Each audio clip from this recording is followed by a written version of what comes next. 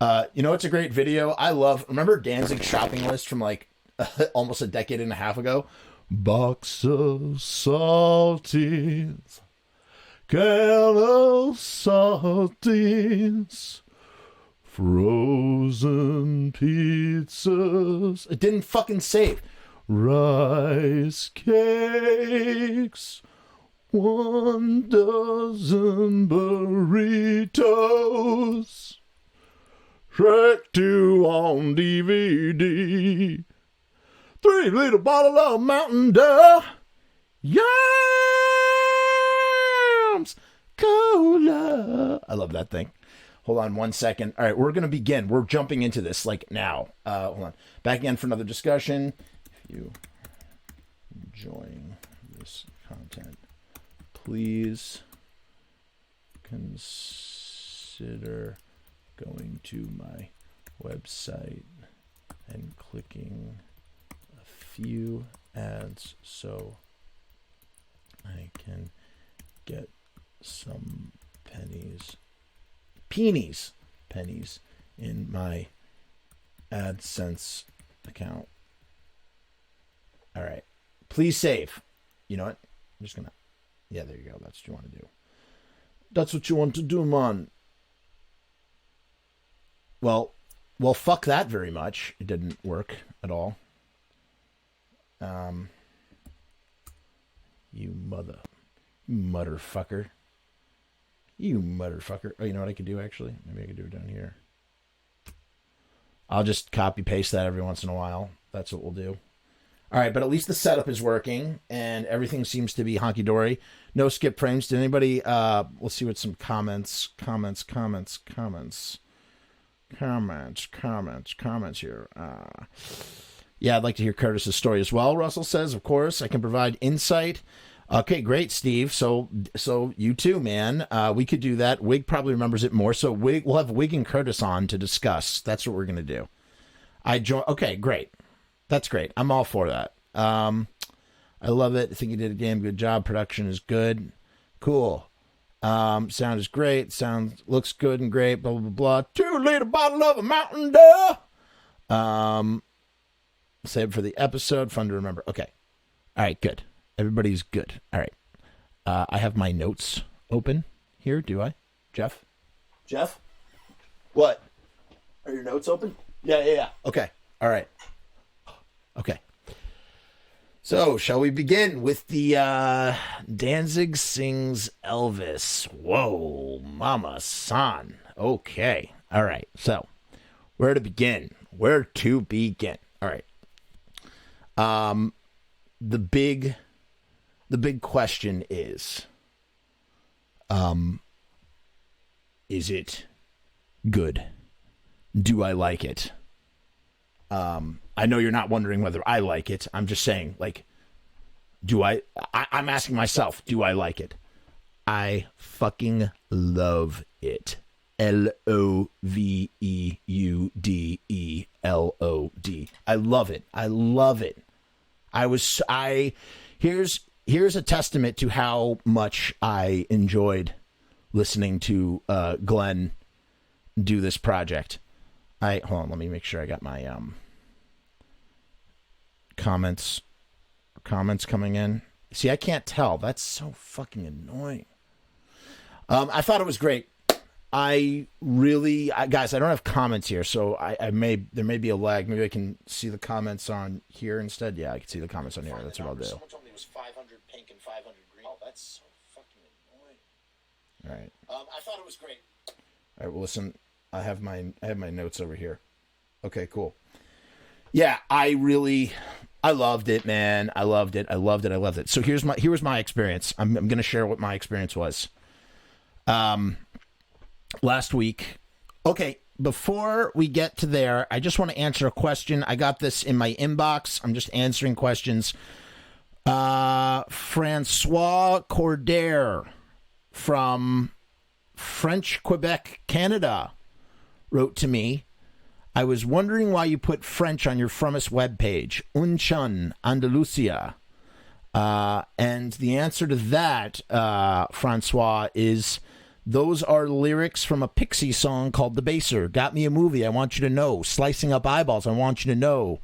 Girlie so groovy, I want you to know. Don't know about you, but I am un, shun, Andalusia.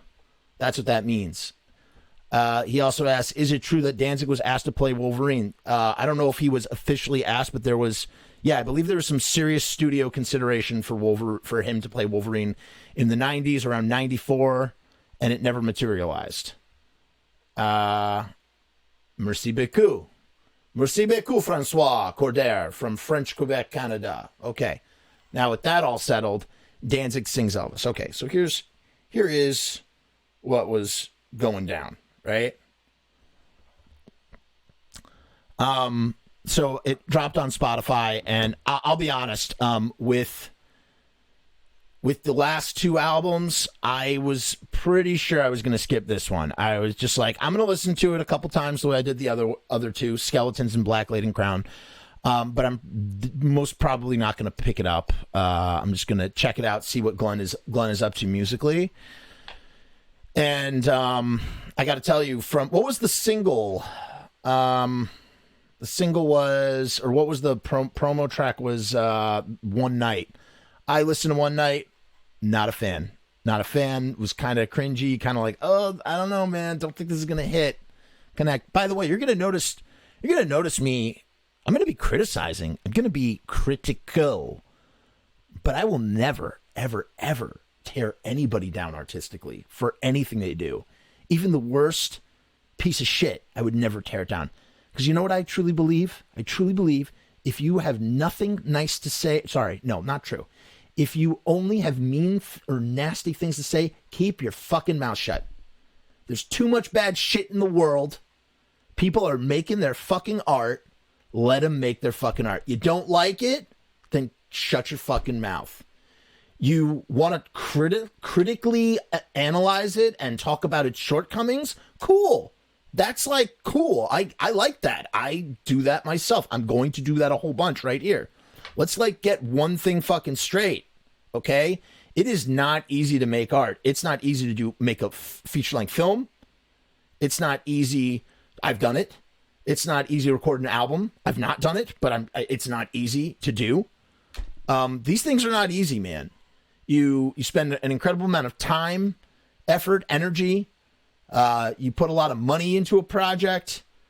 You bust your ass, and then, you get these people that just, the first word out of their mouth is dumb, stupid. What kind of fucking shit is that? It just makes me disgusted. I'm disgusted by that behavior. We're going to talk more about that in a little bit. Let's talk about Danzig Sings Elvis. So as I said, I was feeling a little nervous with One Night. I do not like the production. The production reminded me of Skeletons. Stephen Wigg says objective criticism is healthy. Yes, agreed. This is not fascism. It's not like you can't disagree. It's just more about like having something to say, saying something of substance, especially if you're going to debase something, if you're going to tear it down, if you're going to criticize it. If you're going to criticize it, then, do it constructively. Don't just call something stupid. I hate that shit.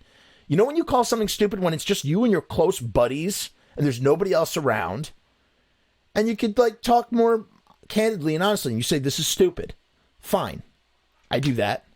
But on a public level, man, and I'll tell you, if you ever think that I'm doing that, you call me out. And I'll either defend myself or I'll go, you know what? You're right. I'm going to shut the fuck up. Practice what I preach. So I listened on Spotify, right? What was that? Yesterday, I guess? Yeah, it was yesterday. And to prepare, because last week, I think it was Curtis or somebody was like, let's talk about Danzig Sings Elvis. I was like, fuck yeah, let's talk about Danzig Sings Elvis. So I listened to it on Spotify, and I have to tell you, my jaw dropped to the ground. I was expecting a bit of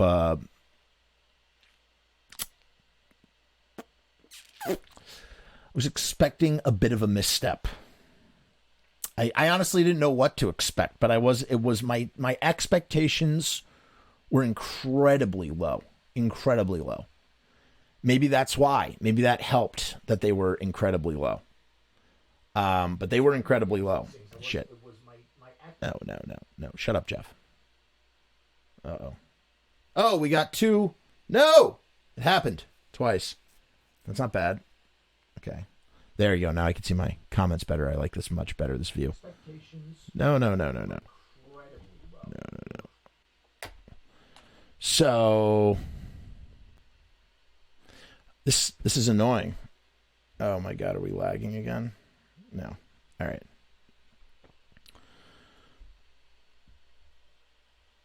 Stephen Wigg says, just to finish making a film or movie is an accomplishment in and of itself worth congratulating. It's so true, man. It's so true. And that's why I haven't seen Verotic yet. I know it's bad. Let's not mince words here. I know it's bad, but it's probably going to be like The Room bad. And I'm looking forward to it. I can't wait to see it.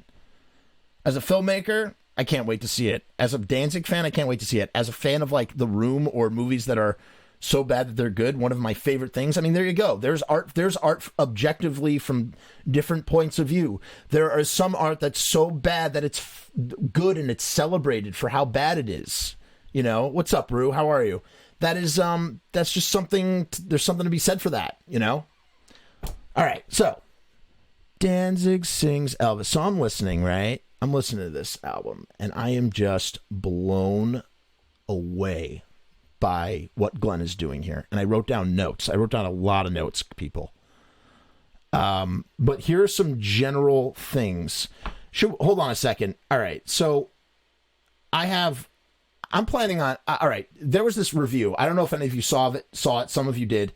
I kind of wanted to address it. Do I address the bad review now and then go into my review, an hour analysis, or do we talk about the album and then look at the bad review? I think we do the roast, the bad review first, right? Can I get some confirmation on that before I pop it open? Because I got some new tricks up my sleeve here. You tell me. You tell me what you want to do. You tell me what you want to do, and I'm going to do it. That's the plan, okay? That's the plan. You let me know what you want to hear. I'm going to do it. Just do it. If it's that kid's review, fuck him. Jump into your review, says Rue. Fine. I was going to do a commentary on his review. I was going to go back and look at his review and then talk about, all right, fine. We'll talk here right now. Fine. Deny me my fun. I wasn't going to, insult him. I was just going to, spank him. No, I'll do it later. We'll go and look at it afterwards. Let's talk about, you're right. Take the higher ground for now. I'll change my mind in a few minutes, though. Okay, so here we go. One thing to be said. Elvis is a blind spot for me. Okay, Elvis is a blind spot for me. His discography is a blind spot. His filmography is a blind spot. I know Hound Dog. I know the hits, man. I know a couple of hits. I know Devil in Disguise. I love that song. Hello, Omar. Omar says, greetings from Chile. Russ says, fuck that child. Russ, we don't want to fuck any children.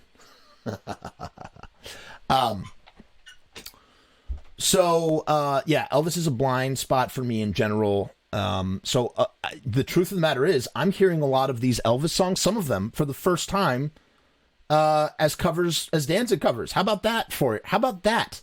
So this is the type of person that's talking about how he received the album. I have no horse in the race because I'm not an Elvis guy. That's the truth. That's the truth of the matter. So I think that gave me a little bit more objectivity. As a matter of fact, I should have listened to the Danzig originals before I did this, but I did not. So I only am going by Glenn's recordings and the songs themselves and Glenn's choice of arrangements. So my view is a little, I'm not comparing to anything else. I think that's important to say. Another thing that's important to say is I am not a musician. When I talk, I try to talk in the most musical terms that I possibly can. Sometimes it works, sometimes it does not. So anybody feel free to correct me.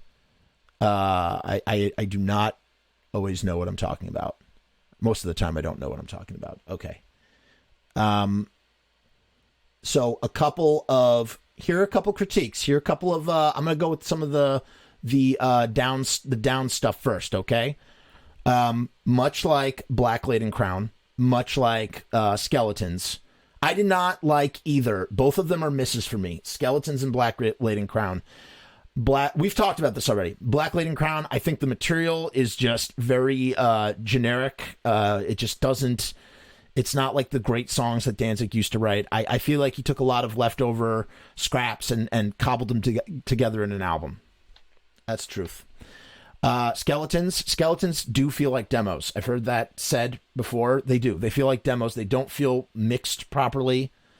Although I even think the mixing on something like How the Gods Kill, I know it sounds blasphemous, but I even think those sound a little flat. Like they're mixed very flat. There's no depth and dimension, if that's the right word to say, to How the Gods Kill. I like listening to the live versions on How the Gods Kill, Danzig 3, more so than the studio tracks themselves. So yeah, I just think that there's a lot lacking there. It's not good. It's not looking good for Danzig Sings Elvis. Right off the bat, generally speaking, apart from a few exceptions, the mixing and the mastering is something to be desired for sure. It feels like a major, feels like a misstep, man. Not a misstep. It just feels rushed. It feels, I don't know. It doesn't feel complete. It doesn't feel, for a project that took so long to do, it just, I'm a little, I'm a little disappointed on that realm. I do want to say this, and this is, I will speak to this, the child, we'll call him the child, the goober. I called him a goober. This goober who wrote this just asinine review that made me so mad. Just as like an artist, it made me mad. Not as like a commentator or whatever the hell this is that I'm doing right now. It just made me mad. He said he kept calling the Danzig Sings Elvis. He was calling it raw. He's calling it raw, and it's like, shit's not raw. What are you talking about? Raw. It's not raw. Danzig Sings Elvis is so not raw. I think the word that he meant to use was minimalist. It's minimal. Everything, it's very sparse, but that's not a bad thing. There's a reason. I believe there's a big reason for that. So yeah, there's nothing raw. Hold on, making sure I didn't miss any. Yeah, I did not. All right, I don't know why that is happening here. Yeah, so it's not raw. Let me say it's not raw like 100 more times. It's minimalist. It is no doubt the most interesting thing musically that Glenn has done since, I guess, maybe Death Red. But even still, probably since Danzig 4. I think it's incredible. I think it's incredible. I think it's an incredible piece of work. I would, again, I'm not a big fan of Danzig 6. I like a couple songs off of 7. I like a couple songs off of Circle of Snakes. I'm not a fan of the Lost tracks at all, truthfully. And I like Death Red. And I told you what I feel about Black Laden and Skeletons. So this is absolutely the most interesting thing. Glenn is brave. He's a brave dude. He is brave and he's vulnerable. Those are the two things that I thought when listening to this album. It is very brave to put yourself out there like this in this sort of way, especially for a dude that puts up such a wall about who he really is on the inside. And this is the first time that he's like letting us in. He's letting in his fans into his inner sanctum with this. not with skeletons, with this. And you're like, yeah, Danzig, right? Every Danzig song is probably about some personal shit, maybe. But this is like a piece of Danzig's like formative years in his childhood and,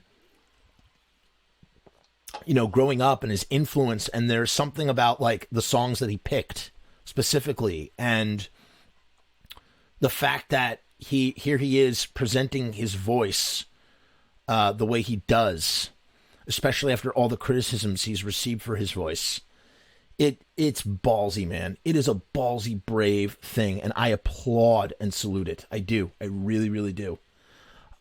This is his way of saying, fuck you, motherfuckers.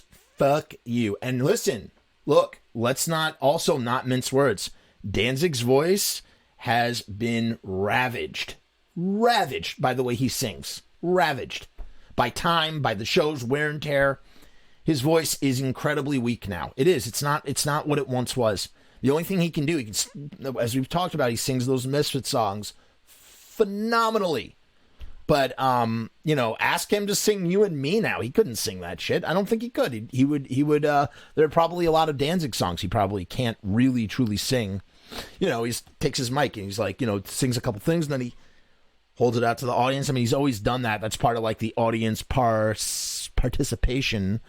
But I think it runs deeper. It runs deeper than that because, he has problems with his voice. He does. It's not friggin' easy. So not only is he going to do these Danzig songs, which are kind of both in his wheelhouse and very much on brand and very much off brand all at the same time. That's what's so interesting about it. This is such what a move, what a pivot. I mean, it's a predictable one. We've seen this coming for, he's talked about this. Apparently he's been talking about this for 30 years. It's a project that he's been meaning to do for a long, long time. And, despite the fact, yes, exactly, ripped up like shredded wheat. Curtis says he was amazing doing Danzig 3 a couple years ago. I got to look that up live on YouTube. As I just said, I prefer live Danzig 3 to not live Danzig 3. Glenn is John Carpenter of music. He takes on the projects he wants to pursue. If you choose to come along, fine, but he's got to be him. John, you're absolutely right. That is exactly what Glenn is doing. Sometimes, but here's the thing. Despite frustration, he is a true artist. The dude does what he wants. And sometimes that shit shoots him in the foot. And sometimes it doesn't. Why does it shoot him in the foot? I mean, in the sense that, like, he takes himself so seriously that, like, he's a target for people like making fun of him because he takes himself so seriously. But it's like he's got this confidence, man. He's got this confidence, and he's a brave motherfucker. He is. Because here he is now in his 60s. His voice is ripped up like shredded wheat. So it's ripped up like shredded wheat, and he's singing these Danzig songs, and they're not all like rough songs. And I had no idea, one night, if I was the AR PR guy, One Night is probably the song honestly, I wouldn't even include it on the album. He mentioned that there were several songs that didn't make it to the album. That's when I would have left that song off for sure. And I guess it was sort of promoted as the single or promotion track because it's kind of got a Danzig tinge to it. I guess that's what he means by I'm using my Danzig sound, or I'm trying to stay true to Danzig, the band, or, trying to stay on brand. What's up, Umberto? How are you? We're talking about Danzig Sings Elvis. So you gotta hand it to him. You gotta hand that to him. The reason, why did he do this project and why does he do it now? I think Glenn is showing us the power he still has with his voice despite all the strain. That's what this is all about, man. At the end of the day, that's what this is all about. This is his message. He's showing us with action. He's not talking. He's walking. He's not talking. He's singing. He's like, this is my voice. This is like what I can still do with my voice today, right now. And is that to say that all the singing is flawless and fires on all cylinders? No, most certainly not. And there are moments where you really are like, oh boy, he's trying. But you know what it feels like to me? It feels like Rocky VI, man. He feels like he's like the boxer. He's like the boxer whose body is about to give out, but he's still got so much piss and vigor in him that he's still going to swing for the fences. And that's what Glenn does here. He's swinging for the fences. I gotta say, like I said, I'm not Elvis is a blind spot, but I am amazed that there was no Devil in Disguise. You would think, talk about being on brand. You think Glenn would do Devil in Disguise. Why do I know Devil in Disguise? Because my kids love Lilo and Stitch. And so there's this whole like Elvis theme woven into Lilo and Stitch, and they do Devil in Disguise. And it's sublime, man. It's delicious. I love that song. And I kind of thought, wow, talk about a song for Glenn to do. And there were a couple of revelations while listening to this about Glenn and his influence and yada, yada, yada. We're going to get into that when I get into the notes. Here's a note that I had. It is amazing how this is juxtaposed next to Black Lady and Crown in terms of what Glenn is capable as an artist in the best and worst way. So Black Lady and Crown, probably, in my opinion, his worst work. It is like it's his least good, my least favorite. His biggest miss, if you're asking me, Black Lady and Crown. And then right next to it is Danzig Sings Elvis, and it's just amazing how the two can be so close together. And it just, I don't know, it really says something to me. Let's launch into this. So we have, here are some notes that I had from listening. And by the way, please chime in if anybody has any sort of, what's up, Andy? Andy Halloween in the house. We're talking about Danzig Sings Elvis. We're just here at the track listing. So I must have listened. I must have listened on Spotify. I probably listened in the last 48 hours about 5 or 6 times. And it wasn't because I was trying to study up for this. Whoa, Raphael says Jerry's Misfits did a cover of Devils in Disguise. What? I want to hear that. Even as Jerry. By the way, that Goober had Black Rain. Well, no, Devil's Rain. He had a Devil's Rain poster on his wall. And what was so funny about that is, like, when I was like slamming him for having that on his wall, I'm not slamming. It's like, if that was, again, to go back to what we were saying about like the Misfits, quick sidetrack. If the Devil's Rain was called the Jerry Only Band, or just Jerry Only, or Jerry and his Onlys, I think it would be great. It's great. Like, as that music. I listen to that album as a Jerry Only album, and I go, wow, Jerry, like, good job, like, pat on the head, like, good job, like, okay, cool, like, that totally valid. As a Misfits album, not so much. And so I'm a purist. So it's like here's this guy just like talking about how he knows Danzig and he knows Elvis, and he's got the Devil's Rain right here. It was just funny. So Curtis loves Black Lady and Crown. Then I guess you are a listen, all the Danzig, ride or dies. If you're ride or die Danzig, man, you like what he does unconditionally. But that's your opinion, dude, and this is mine. So we have side A and side B, and it opens up with real quick. So I listened 5 or 6 times on Spotify, right? And I'm not listening because I'm trying to like brush up for today. I'm listening to it over and over again because it's good, and because I'm enjoying what I'm listening to, and I'm like, I need to hear that again and again and again and again and again.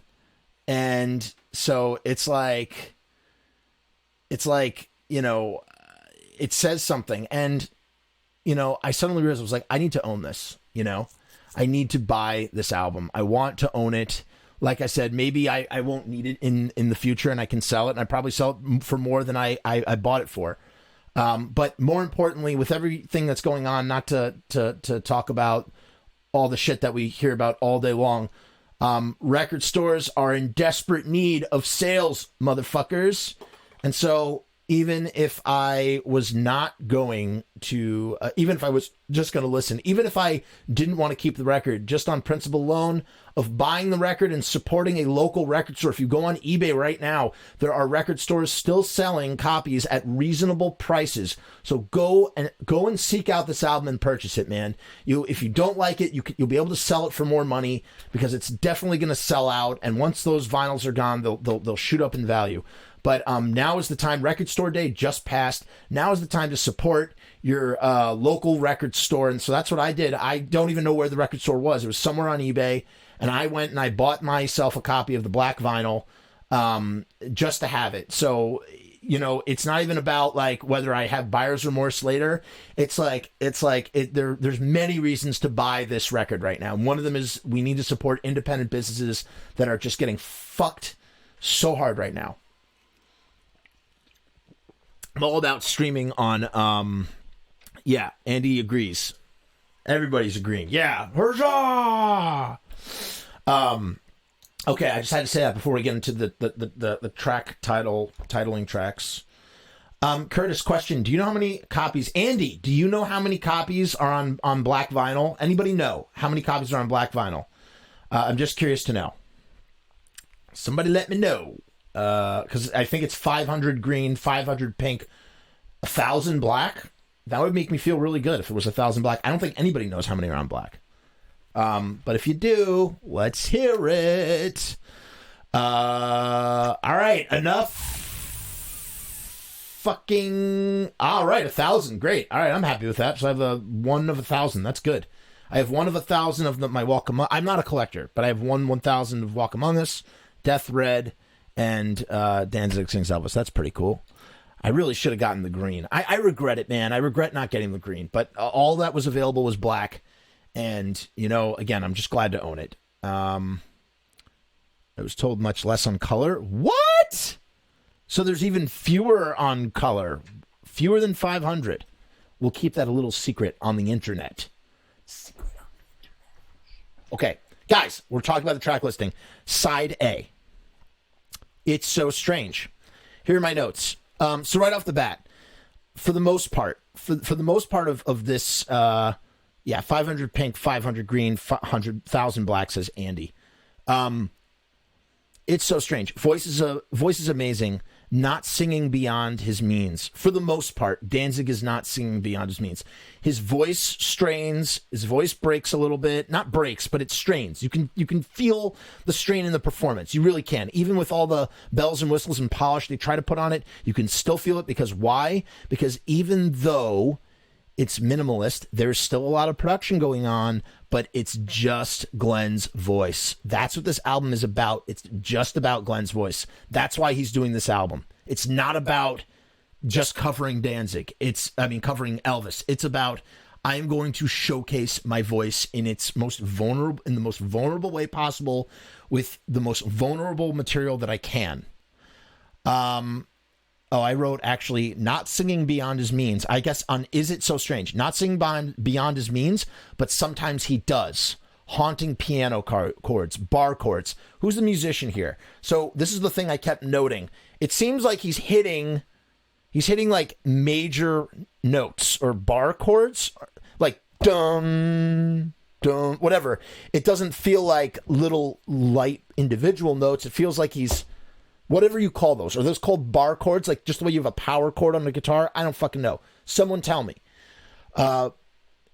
Here's my observation on Isn't So Strange. And really for this whole album, I don't know if anybody is a Beatles fan. And if you have nothing nice to say about the Beatles, then don't say anything at all. I don't want to hear it.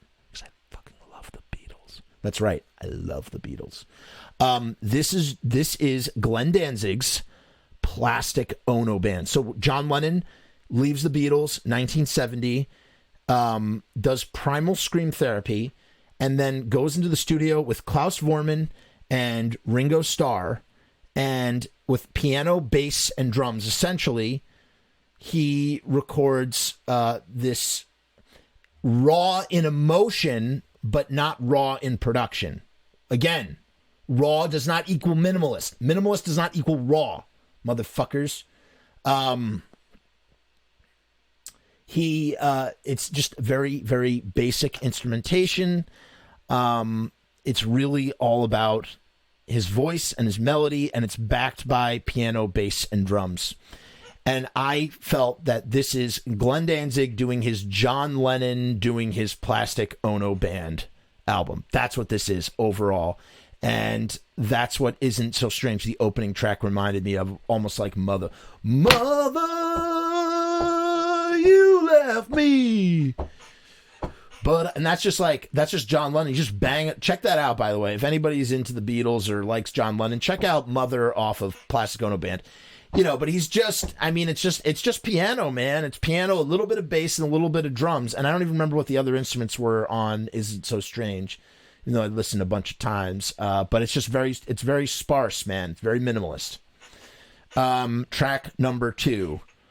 All night with you. This was something left to be desired, man. Truly lacking. The guitar sounds a little vintage, but it just, something about it, the playing is too metally. I like Tommy Victor. I do. I like John Christ. I like Todd Youth. I like Tommy as a guitar player, but he just I don't know, wasn't right for this song, at least. I don't know. It just, or unless maybe it was Glenn playing. I don't think Glenn was playing this. I think this was Tommy playing. And it just, it just did not work for me. The guitar and the drums sounded like they were panned. I heard guitar right here. I hear drums right here. It needed to be more unified. I know, look at the Ramones' first album. You have guitar in one in your left and bass in your right, or something like that, I think. Worked there, does not work on One Night. It should be mono, I guess. More united. I appreciate the echo and reverb and all the things that he's doing on his voice to invoke Elvis. But I also think he's using it to cover up the strain in his voice at times. And so, it just did not work. Just did not work for me. He does sound very Elvis-y, though. It's kind of crazy. What is that on his voice? Is it an echo? Is it a reverb? I don't know. Let's refresh the chat real quick. Chitty chat.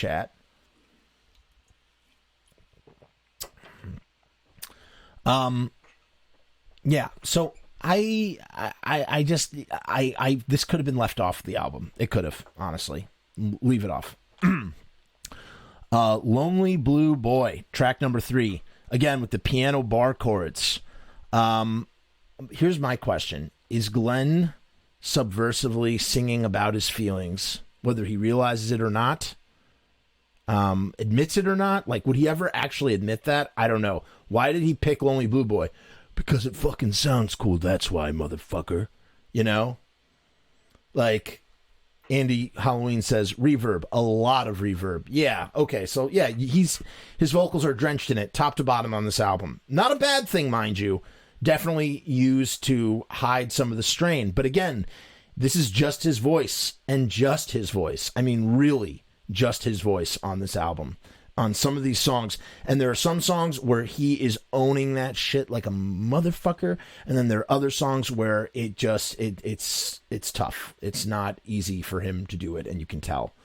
It feels like, as I said, it feels like a boxer with all the piss and vigor, but his body is not helping him. His body's not helping him through the fight.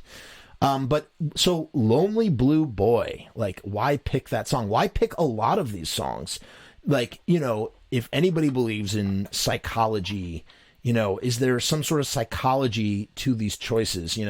When people make art, there's a lot of to use the word subversion. I'll probably use that a lot, but I mean, this feels like a very subversive record. It feels like there's so much more going on under the surface. Feeling the feelings that he's feeling. When he's, or I don't know, the feeling that it seems like is being invoked, when he's singing these songs. So yeah, Lonely Blue Boy, I just feel like he's really like emoting on this, like really feeling his feelings. First in Line. Here's what I wrote for First in Line. This is track number 4. Singing album, all okay. So this is where I started to realize that this is a album that's all about his voice. It's a singing album. So that's why Glenn made Danzig Sings Elvis. It's literally called Danzig Sings Elvis because all Danzig is doing is singing with his voice. He's putting his voice out there for all of us to fucking hear. All the instruments are in total service to the voice, which has always been the case with Glenn, but never more than now with this album.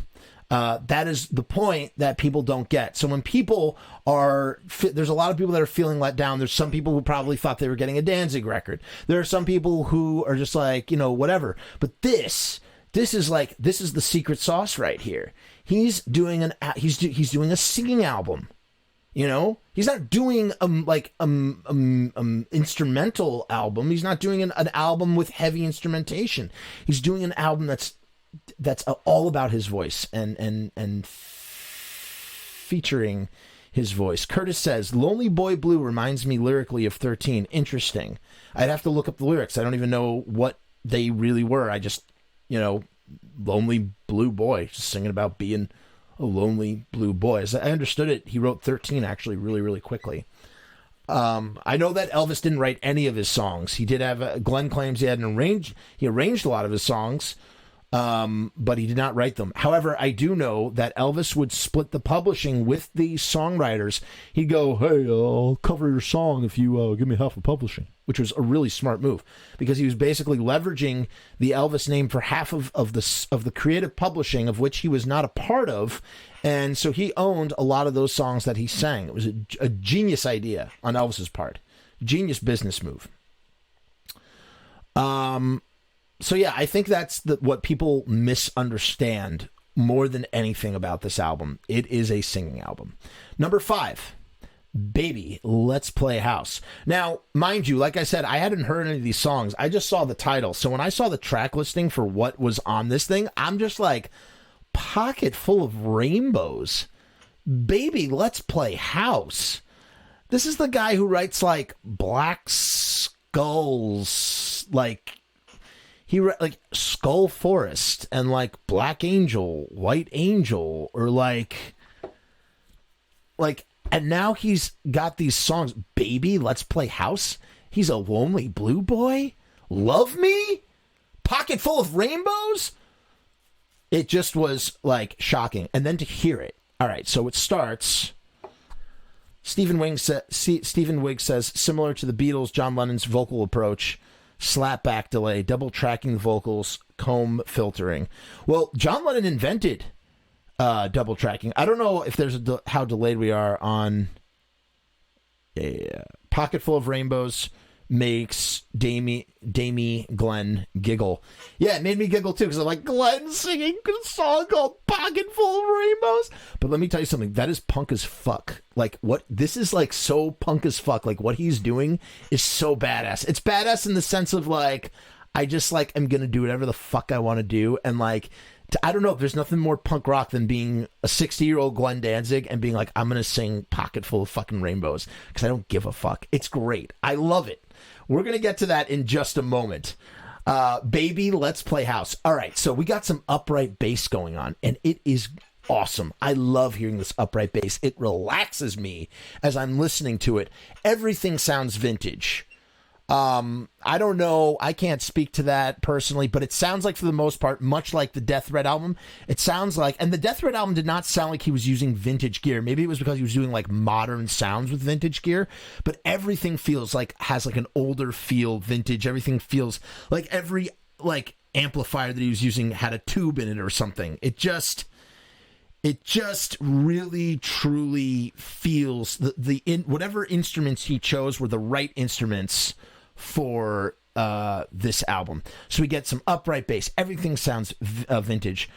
Track with the most instrumentation thus far. Steven says more. Okay, I'm going to look that up later, Stephen Wigg, about the vocal stuff. That's interesting. Yeah, it has the most instrumentation. It's rock and roll. It feels like that rockabilly rock and roll. Well, does anybody know when Baby Let's Play House came out? I really wish I had like timestamps for each one of these songs. It would allow me to know more. I don't know. Yes, Death Red was recorded analog, Rue, and it could be a effect button, Steven, but I don't think so, man. I think because Glenn has a bunch of like old gear and he busts it out, and I think he was doing that here very sensibly, very sensibly. So here is my big hot take. Ready for a hot take? Hot take, flash, news flash, hot take. Here's my hot take. Ready? I want to know, does anybody else agree with this? And here's another little Beatles reference. I'll wait for anybody to reply. Does anybody agree with this shit? This very well could be the inspiration for American Nightmare. This song, I'm listening to the song, and the first thing I think in my head is, holy shit, this is where Glenn got inspired to write American Nightmare. Or this is Glenn's inspiration or response to American Nightmare. I know that in the past he said that this was his sort of like response to the Cramps as a band, like American Nightmare. But to me, after hearing this, the revelation is that this is his love. American Nightmare is his love letter to Elvis at that time as a misfit. Because probably at that time, I mean, he was covering Elvis, but he's like, oh, I'm not gonna do a cover. I'm gonna like, although back then I don't think he sounded like that. He sounded probably a little bit different. But yeah. So American Nightmare. What does everybody think about that? And then there's this line in this song. Check this out. Listen to it again. Listen to it right now as I'm talking. Put me on mute and go listen to Baby Let's Play House and tell me you don't hear the energy that is American Nightmare, the same feel. I don't know if it's like a rip-off or anything. I'm not saying that, but I'm saying that he took great inspiration to write American Nightmare. Again, my opinion, my theory. Not saying it's true. And then there's a line. I'd rather see a dead little girl than to be with another man. Now that line holds significance in two different ways. One, that is, I think, word for word, the line, which I didn't realize, because again, I'm not an Elvis guy, I didn't know this, but that's from Run Little Girl, also a John Lennon song from fucking Revolver, or is it Rubber Soul? Rubber Soul, I'm sorry, it's Rubber Soul. 1965, John Lennon writes a song, so this song has to predate. Does this song predate Baby Let's Play House? Let's check when that song was. I mean, why am I even asking anybody when I have the internet at my fingertips? Let's Play House. A song by Arthur Gunter originally. Oh, wow. So it's originally by Arthur Gunter. So it's an old song. But it doesn't say that's Arthur Gunter, but where, yeah. Okay. Oh, wow. Okay. So Elvis covered this in 55. Wow. Okay. So that explains why both John Lennon. I can't, Steve, the problem is right now, I really want to look at these links, but I don't want to break the, I don't want to create dead air. Oh, Steve, you must be a real Beatles fan, or are you a Beatles fan? Then you go to the Beatles Bible? I know about that. Get the vocal effect. Well, all right. So quick side note, guys. So John Lennon, and this I do know from reading Jeffrey Emmerich's book, Here, There, and Everywhere, My Life Recording the Beatles. Great fucking book. He talks about how John Lennon hated the sound of his voice, and he tried to do anything he could to disguise it. And that's why the Beatles, like, he went to Jeffrey Emmerich, and he was like, when they were doing Revolver, and they were doing Tomorrow Never Knows, turn off your mind, relax, and float downstream. That was, he went to Jeffrey Emmerich, he said, I want to sound like 1,000 monks on a mountain chanting at the same time. And then Jeffrey Emmerich would like rearrange, like he'd like take apart speakers. He would reverse the magnetic polarity on like a speaker magnet so that it became a microphone, so that he could like, so that John could sing into a speaker, like crazy shit that he would do.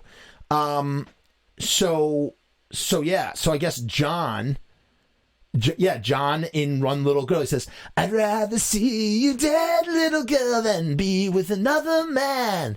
You better run for your life if you can, little girl. And so that comes from this. And then I think also that the DNA in that track is hot cherry on a Friday night, a little sun rolls down my spine. Put an axe in my baby's head, I'm gonna end up doing time. She looks so it's like, I think that's Glenn writing American Nightmare is Glenn writing Baby Let's Play House. Let's think about that. Baby Let's Play House, 1955, the American Dream, right? That's the American Dream. What's Glenn Danzig's American Nightmare? Hot take. Yeah, so I don't know. Could be totally wrong, but I like to think that might be true. Oh, we have a little bit of a lag. Damn, how bad was it? Not bad. Okay, moving on. Well, hold on. Let's check some of these. I'd love to go more into the Beatles stuff, but I'm not gonna. I don't want to muck it up with Beatles because I know everybody's here for Glenn and related shit. Definitely can. Ryan Joe says you can definitely hear it in there rumbling around. Cool. I'm glad you agree with that. Curtis says, when Glenn left American, he said he was so happy because Rick wouldn't let him use effects on his voice. I always thought GD didn't really like hearing his natural voice. Really? Because I feel like he fell in love with his voice when he met Rick Rubin. That was when he was like, when Rick was like, Glenn, this is what you can actually do with your voice. And then Glenn was like, I can do it with my voice. And so like every song is like, until he destroyed that quality in his voice. And now Danzig 5 and on, it's just like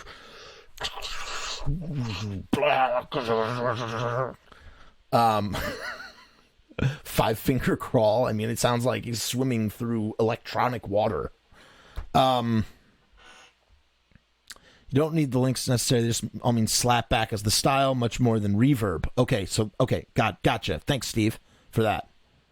By the way, Steven, highly recommend. There's a documentary about the recording of Elvis Presley's self-titled album, and it's just fascinating. If you're into the history of recording music, as I'm fascinated by the recording process overall. And, read a lot of biography stuff. And the way that Elvis, like the technology that they had, like it was just this 2-track technology where not even sometimes, but like where you had your vocal and then your instruments on one track, vocal on the other. Mind blown. Crazy. Truly, truly crazy.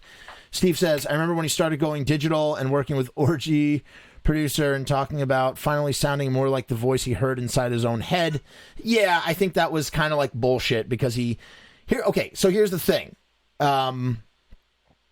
Because Glenn has control, he can add those crazy effects. So here's the thing. I heard a story from a fan, a big fan. Her name is Elizabeth Boris. We talked about Jonathan Grimm a long time ago and how he was on like the Jerry Doyle side of things, and he would eventually go on to be the tour manager, and he had the big collection. On the Danzig side of things was Elizabeth, and she was good friends with Devilman, or she knew Devilman well, Maurice, and some other people, and was around in the 90s, and she used to follow Glenn. She followed Glenn all over the Lucifuge tour. And what she had told me is that at some point in 1990, from 92 maybe to 94 or something, Danzig would just fire. Again, this is secondhand information. This is third-hand information, okay, from somebody. Yes, Tank. That's right, Ryan Tank, a great guy. This is third-hand information. Elizabeth told me how, and I forget, I'd have to look at the tapes, but she told me how. So what Glenn would do sometimes, and you can see it in videos, is sometimes when he's singing, he's not singing, he's singing beautifully. His voice is incredible in the 90s, as we know, but he's not singing directly into the mic. He's kind of like, he's singing wrong with his voice. You have to sing a certain way with your voice, and if you don't, you'll fuck up your voice forever. And so he would go through tons of sound. He'd be firing sound guys left and right because they were always like, Glenn, you need to sing into the microphone. And Glenn would be like, like he's projecting, and he put such strain on his voice, and maybe that's how the nodes developed on his voice, and why he became so hoarse and stuff.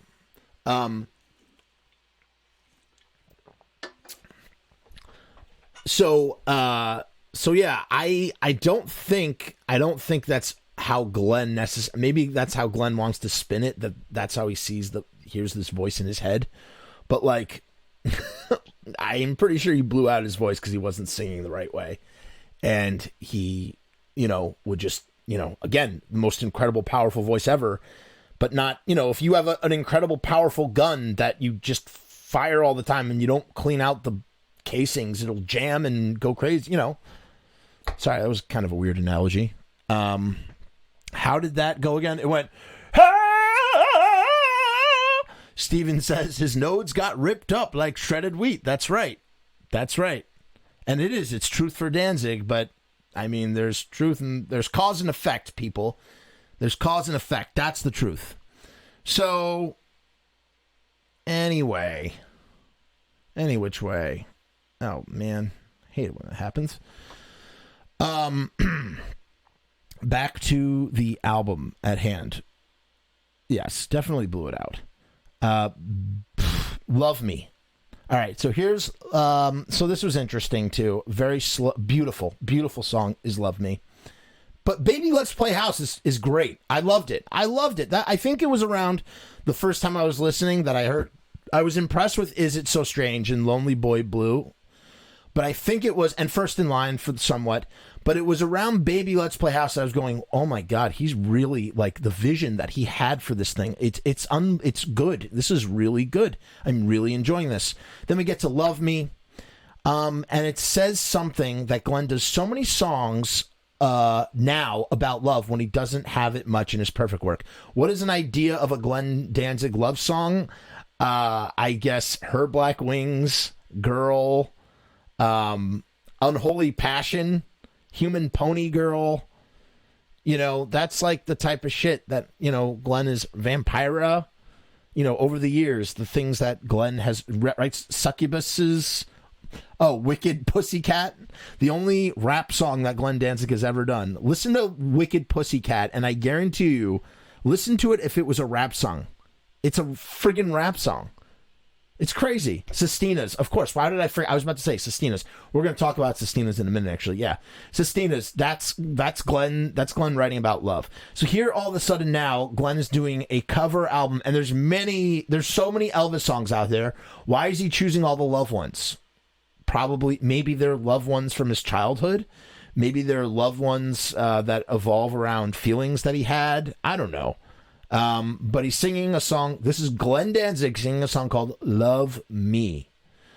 It just, I don't know. To me, it just really said something a lot. Blood and Tears. Andy. Yes. Blood and Tears for sure. Blood and Tears is like totally Blood and Tears is a great song too. So yeah, so those are examples of the types of things that Glenn writes about in his his original writing, Yeah, To Walk the Night is definitely about some love shit. Oh, I love To Walk the Night too. It's a great song. Zombeast, if anybody knows Zombeast, they do a great cover of To Walk the Night. That guy Mario is pretty great. It's a shame that Son of Sam is not around anymore, because if they were, they should have recruited Mario to sing for that fucking band. That would have been, or just have Steve sing, because that would have been great. Okay, this is the track, one of the two tracks, End of Time. Interesting. I've never really listened to the lyrics of End of Time. I have to go back. Possession. Is Possession about I wanna crawl in? I think Possession is one of the baddest, and when I say bad, I mean good. I think Possession is one of the baddest Danzig tracks. I love it so much. I think it's so metal. It's so awesome. It's just so great. I remember I heard the Samhain version first. I didn't know. And then one day I'm like, wait a minute, Possession. Whoa, Possession's on Danzig 1. So I put on Danzig 1 and I'm like, what? Fucking Possession? Man, talk about a song that really sort of translates from the Samhain sound to the Danzig sound. You look at a song like Possession, Twist of Cain too. You really see the overlap and how you can see the musical evolution through those two songs. It's fascinating. All right, we're at track number 7, and that concludes side 1. And I just like to say, yeah, Rue, I like the Samhain version of Possession too. It's great. But it shows the difference in styles of what Samhain was about versus what Danzig was about. It's interesting. By the way, a piece of trivia, who is singing, does anybody know who's singing the backup vocals on Possession, as well as, I believe, Twist of Cain? It is James Hetfield from Metallica. Yeah, it's pretty crazy. So this concludes track number 7, Pocketful of Rainbows, concludes side A. And this is important to, yeah, that's right. This is important to note because there is a lost art that we don't have anymore, okay? And that is that there's a lost art to tracking for records, for vinyl. I guess it's not a lost art, actually, because vinyl is in heavy production. So what am I talking about?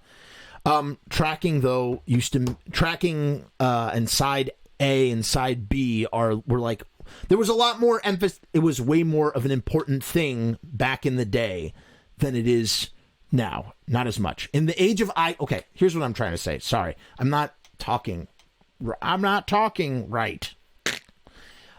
In the iTunes, Spotify age, track listing is important, but sequencing is not what it was at the dawn of the vinyl age, because you had a side A and a side B. And so there were two super important things on side A and side B, the opening track and the closing track, right? It could make or break your record in many ways, you know? And here is Glenn taking he's taking this track. He's choosing Pocketful of Rainbows to close side A on his vinyl, because I'm listening to it on Spotify. But then when I'm looking at the tracking, the side A and side B, I go, oh, Pocketful of Rainbows concludes side A. I'm like, what a masterstroke of genius that was. So my first note here is, who would have thought to hear Danzig doing a song called Pocketful of Rainbows? And I said initially that it's him being cheeky and ironic, but you know what? It's punk as fuck. That's what it is, as we said. It is punk as fuck, man. I'll tell you what. To do something like that, to be Danzig, to be a guy, Glenn Danzig, and to do a Pocketful of Rainbows is something else. Here's what I said. All right, I'm about to make a couple of very brash statements that you may agree or disagree with, but I believe them to be true. Pocketful of Rainbows is not only the best track on this record, at least one of the two best tracks on this record, but it might be one of the single best tracks Danzig has done in at least 20 years. Yeah, I just fucking said that shit. And I 100% stand, and I will debate anybody into the ground as to why I believe that is so. This is one of the best tracks he has done in 20 years. His voice is not only... wait, what did I say? Yeah, that's true. His voice is not top notch on this particular song. It's not. It wavers a little bit. It's not about his voice though. It's everything. It's a track of optimism. That's what I was thinking when I'm listening to Pocketful of Rainbows. It feels like optimism. It feels like optimism after having a very long, successful career in music. I don't know why. It's such a profound statement for Glenn. You know, it's like here he is at, in his, senior years, and, who knows how much is left in him creatively. Who knows? Curtis last week said that Black Lady in Crown might be his final album. I'm glad that Danzig Sings Elvis is actually that final last album. But I guess if creative material, it might be his final last album. I hope it's a Misfits album. It should be. If that's going to be his final last album, make it a Misfits one. Come on, I'll take whatever it is. Whatever the grab bag is of, if it's the worst Misfits album ever, if it just totally misses, I will take that over Blacklight and Crown. I'm ready to gamble all the play money. Let's do it. All the Monopoly money. Let's do it because I just, yeah. So,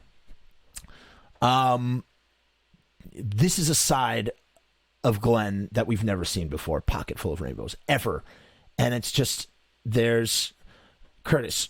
You gotta listen to last. I don't know if it was last week or 2 weeks ago. Curtis, you gotta listen to if they're older compositions. If they're compositions from the 70s, it would be amazing. If it's new stuff, it wouldn't. If it's new stuff, it'd be like Death Table. It'd be like this table's gonna cut your head off. Cut your head off. You know. But if it was like something from the 70s, I would totally be down for them to record it. All right, I digress. Andy says, I'd say 10 or 20 better than his work on Circle of Snakes. Yes, Andy. I'm saying 20 years. I'm saying, listen, I love on Danzig 7, I love Kiss the Skull. Kiss the Skull is such a great metal song. Kiss the Skull. Kiss the fucking Skull. I love Kiss the Skull. It's so good. A great Danzig track. I love Without Light I Am is a great Danzig track. I like Wicked Pussycat, honestly. It is a great Danzig track. But I think, last 20 years. Maybe even one of the best. Ready for this? You're all going to think I'm crazy. Maybe one of the best tracks since Danzig 4. Oh! Yeah. Maybe Pocketful of Rainbows is, and I'm not a big fan of Black Mass. I don't know. Listen, look, here's the truth about Danzig stuff. Misfits stuff, Samhain stuff, like the back of my hand, for the most part. Danzig stuff, 1 through 4, yeah, like just hit me with it. Everything after that is just like patchy for me. Black Angel, White Angel, Skin Carver. I'm trying to think of something off of 6. I can't. Those 3 tracks I mentioned off of Danzig 7. 7 House. I love Skin Carver. Scared. Oh man, that song pumps me up. A lot of songs on Death Red I dig. I like his cover of Cat People and Caught in My Eye. I love the Thrall EP. Look, guys, that's just my taste. I'm saying what I connect with, you know. But my point is, and again, in my opinion, Pocketful of Rainbows is one of the best. I'm gonna change my initial statement. Pocketful of Rainbows, one of the best tracks he's done since Danzig 4. It's so fucking good. It's unbelievably good. So not just the message, as I said, the message is absolutely no, Andy, you're misunderstanding, right? You're misunderstanding me. I think, first of all, Curtis, Skin Carver is a great opener. So is Godless. I kind of want him to go back to Godless. But I really like Pocketful of Rainbows that much. I like it that much. I think it's that great. And I love but what I'm saying is I love Skin Carver. I'm not saying I don't like Skin Carver. I'm saying I do like Skin Carver. I'm saying Skin Carver is like one of his best tracks in the later Danzig years. That's what I'm saying. But Pocketful of Rainbows is just unbelievably good. I just can't get over what he's doing on that track. And what is he really doing? This is a track where more attention at the same time. Okay, so here's the downside to Pocketful of Rainbows. Ready? This is a track where more attention should have been paid to match the sublime instrumentation. It's gorgeous. The echoing voice in the background fading out of the track is stellar. So he's doing some really great stuff on this track. He's doing these backing vocals. Oh, which reminds me, that's what I want to talk about with the Wall of Sound. He's doing these backing vocals out, just going, oh, it's sublime, man. It's just perfect. It's great. It's just completely great. And his voice is not top notch. That's what I was trying to say. His voice is not that great on it. It's okay. It's the energy of the song. It's the instrumentation. It's just every element kind of just works really well together, even with his voice lacking. And it just really blew me away. Yeah, I stand by that statement. Pocketful of Rainbows, one of the best Danzig tracks in 25 years. Sorry, it's true. For me, my opinion. Look, Steven, I'm telling you, I think Godless is a great opener. Bringer of Death is a great opener. Andy says, I feel the way about Devil's Angels that you do. Okay, Andy, I respect that. That's a respectable comment. And you want to know something? Devil's Angels is probably one of the best tracks on that Skeletons record. Like, Devil's Angels is probably the only track that I've revisited from Skeletons outside of the times that I've listened to it in sequence. You know, Long Way Back from Hell opener. Yes. Okay. Long Way Back from Hell opening would be amazing. I would love to hear that. Long Way Back to Hell into Tired of Being Alive. That would be something else. I'm sure it's happened. But, yeah, it's a great track to go out on side A. I really like it a lot, as you can tell. I really, really like it. Like it a lot. All right, we're going to side B now. All right, he opens with the song Fever, Man. And here is one of... I also said, yeah, this is a testament to vinyl sequence tracking. All right, so it sounds like... All right, so musicians, tell me, what is the thing that's on Fever? What is that clicking noise? Is it just him? Is that it? Is that what he's doing? Fever!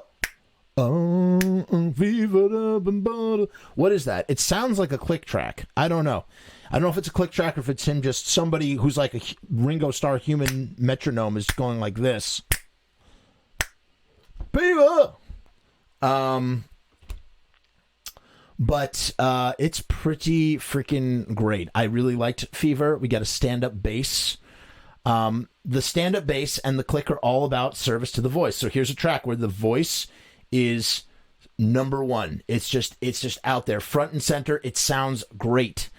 Besides the hi-hat, the drums are not keeping the beat.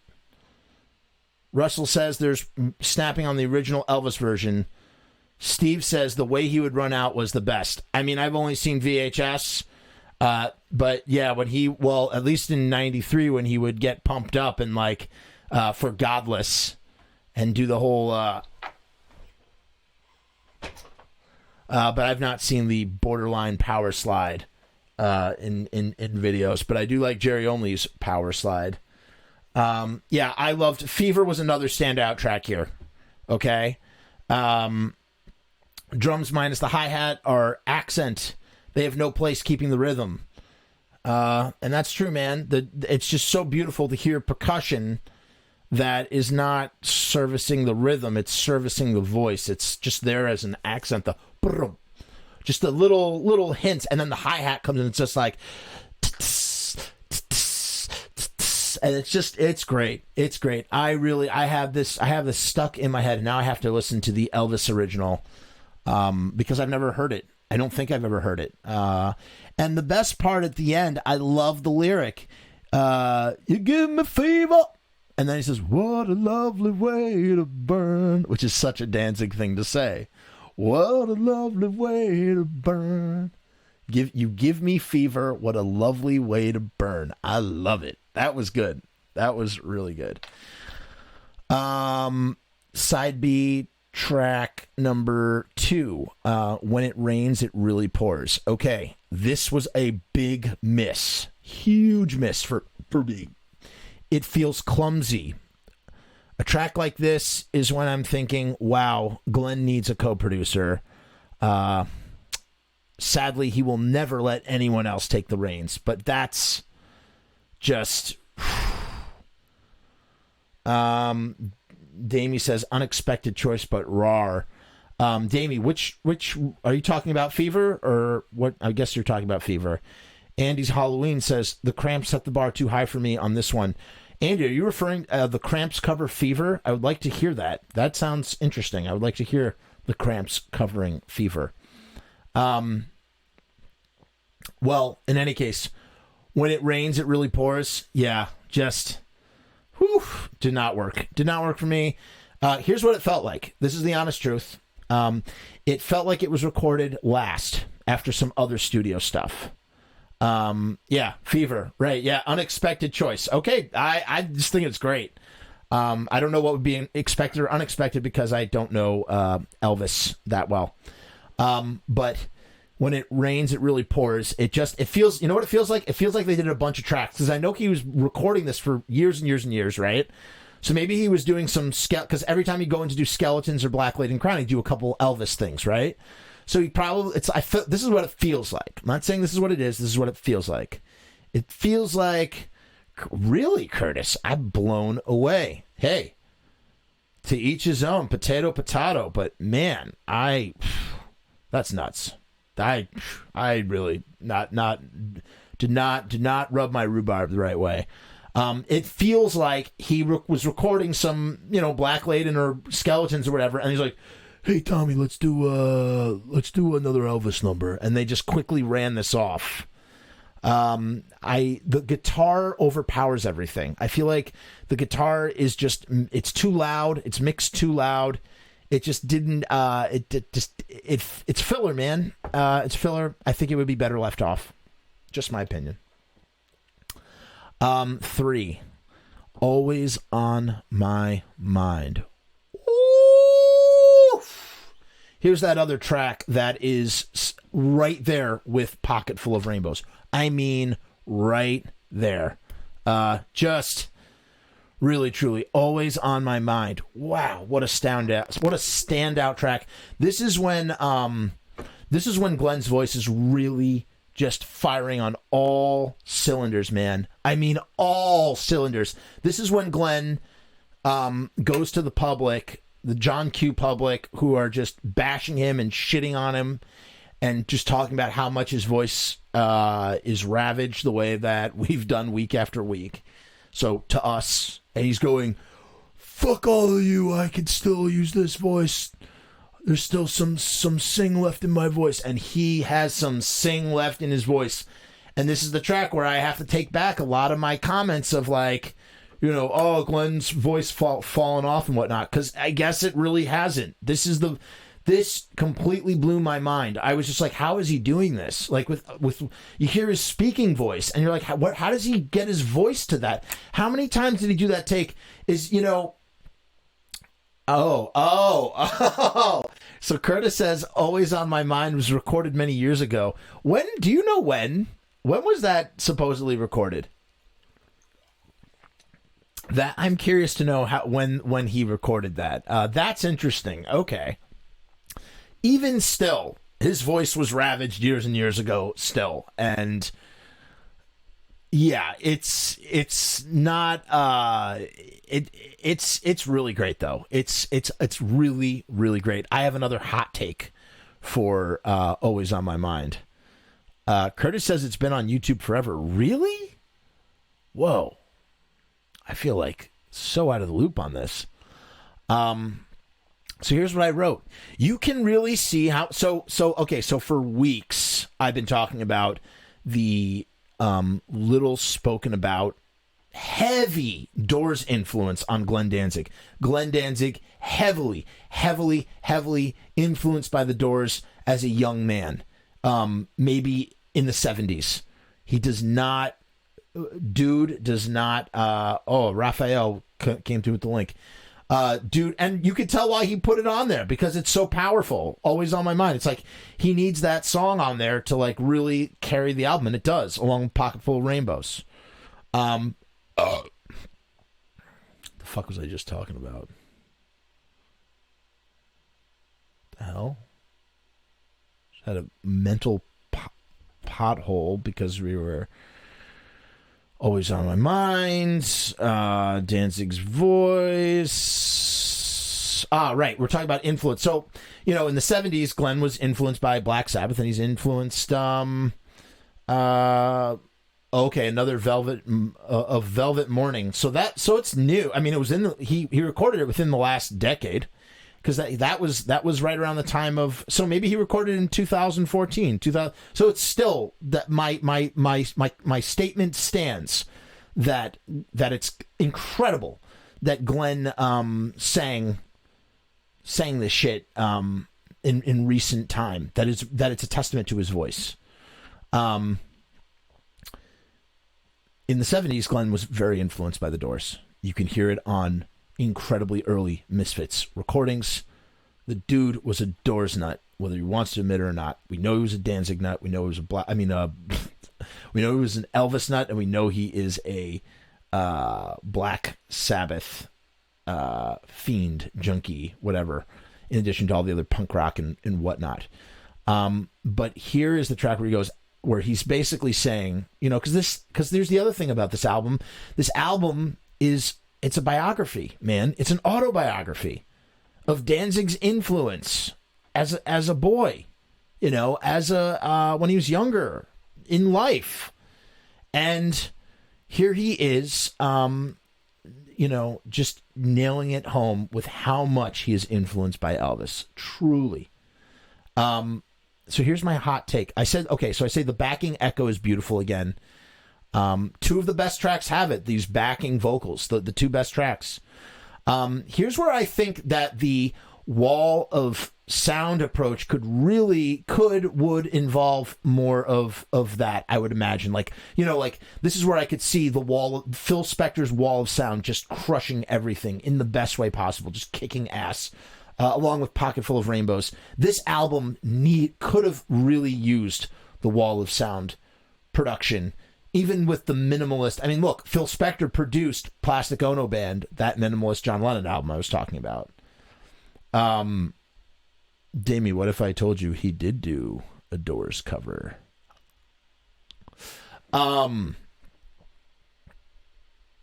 Yeah. So again, this is one of those tracks that I think is one of the best tracks he's done in 20 years or whatever, 25 years. It's that good. These two tracks, that fucking good. The guitar is so perfect. It feels super modern, but it's mixed really well, and it serves the song. So Tommy, I'm assuming, I really think Tommy Victor did the guitar on this track. We don't know who played what on what, but you can tell by style. This sounds like Tommy, and this sounds like probably one of the best uses of Tommy Victor on guitar I've ever seen Glenn use. It's perfect, man. It just hits the spot, man. The guitar flies in. It's great. It is great. The guitar carries so much feeling of the song, of the lyric, Always on My Mind. It's like the guitar is the instrumentational translation of this idea, of this feeling, whatever. Here's my hot take. Tell me if any of you agree. This is for sure the inspiration for Sestinas, man. This is Sestinas. Interesting. Okay, so the guitar solo, the old version on YouTube does not have the guitar solo. So that guitar solo it's like bases are loaded. You got a man on first, second, and third, and then the grand slam home run is that guitar solo. It just nails everything home. But it's just a perfect, great song. And the whole time I'm listening to it, I'm thinking Sestinas, and I'm thinking this is where Glenn. There's something about the guitar strumming, not the solo, but the strumming that goes along, the rhythm that goes along with the song. I'm hearing Sestinas, man. So it's like one song. It's like the Baby Let's Play House is American Nightmare is Danzig's answer to Baby Let's Play House, and Sestinas is Danzig's answer to Always on My Mind. That's what it is, man. It's perfect. It works. It works. Think about it. Go listen to Sistina's. Go listen to Always on My Mind right now, and then go listen to Sistina's, and you tell me what. Just saying. Number 4, Loving Arms. I noted here one of the most balanced mixes. Everything just feels mixed really well. This is one of the best mixed tracks. It's an okay song. I mean, it's just like, it's like top-notch filler, man. Like, I enjoyed it. I enjoyed it. I didn't really have anything much to say about this. Everything just feels properly proportionate. This doesn't neg on the vocals or anything. It just everything is mixed perfectly. The reason why I say it doesn't neg on the vocals is because I was just not done saying how this feels like a singing album. And it's just an enjoyable number. Nothing here nor there. Next, Like a Baby. This one also falls flat. I know you're like, whoa, Jeff, that's your third falls flat track. That this all goes into my final statement about this album and what I ultimately think about it, or what I think would have been the best move. But I'll get to that in a minute. Like a Baby. Just fell flat for me. I didn't like what he was doing. It's the polar opposite of the mixing approach on the previous track. So the way that Loving Arms feels like it just has a really balanced mix, everything feels properly proportionate. Like a Baby undoes all that. The instruments are too low for the vocal, and the vocal is too loud for the instruments, man. And it just didn't do it well for me. Number 6, track 6, Girl of My Best Friend. Really enjoy this track. Thoroughly enjoy this track.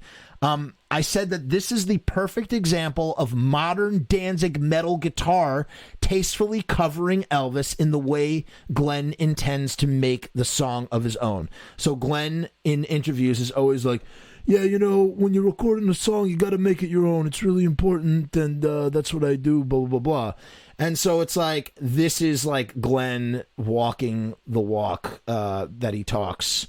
Because I've heard other, covers that he's done where they're just like his cover, like I said, I like his cover of Cat People, the Cat People cover that he does. I like it, but it's like too Danzig-y. It is. It's too Danzig-y, man. Raphael thought his voice was so good on Like a Baby. Really? I don't know, man. It just didn't rub me the right way. Like a Baby, 1960, Loving Arms, 74. Interesting. Huh. It's amazing how the span of these tracks he really covered Elvis's career. That's pretty fascinating. Umberto says, I really dig Loving Arms. Best one for me from several spins I gave it today. I'm curious to know, what about Pocketful of Rainbows or Always on My Mind, or even Girl of My Best Friend? I think Girl of My Best Friend is right there, up there. I mean, it's not up there with Always on My Mind and Pocketful of Rainbows, but it's really good, really strong. And it really fits with what Glenn says. It's like, it feels like he's totally being on brand as like Danzig in the metal sort of way, but it's done so tastefully. It feels like he's using vintage gear, but in a metallic way on this track, in just the right way. This is what I wrote. I wish the Danzig-y drumming had more punch. So the drumming does not. It feels weak, like not. It just feels weak. It just doesn't. And he's doing this thing. What did you say, Curtis? You said which is a masterpiece. Which is a masterpiece? I'm curious to know. So nobody answered my question, or maybe I missed it. What is the shit that he's doing on all these tracks where he's hitting? It seems like he's hitting bar chords. Am I using the correct terminology here? Is he going dun dun? Like it's like these punctuated notes. It's not like boom, boom, boom. Oh, Curtis said the entire record. Yeah, man. I don't know if I'd call it a masterpiece, but I really fucking like it a lot. And like I said, a true testament is that I have not, like I said, in 10 years since Death Red, I have not listened to a Danzig record over and over and over again, especially not in the last 40 hours, way I have with this record. But my final note, you'll hear my final note. You'll disagree with it, but I'm going to say it. So I really like Girl of My Best Friend. And please, somebody, what the fuck am I talking about? The bing with the bar chords. Is he doing bar? Is that what that's called? Bar notes, chord notes, something. Power chords. Is he doing power chords? Is that what it's doing? Is he doing power chords on the piano? I'm trying to understand this. Young and Beautiful. So this track. Okay, Andy says yes, bar chords. Okay, so yeah, he's doing bar chords. It's cool. I like that. I like whatever that is. I like it. It really works.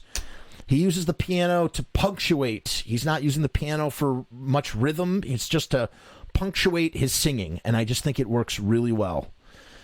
Young and Beautiful. All right. Loved Young and Beautiful. It's another track that I felt could have benefited from a Paul McCartney Long and Winding Road treatment. What I mean by that is Paul McCartney did Long and Winding Road in 1970. I can't believe how much Beatles I've brought up in referencing a Danzig covering Elvis record. There's something weird about that.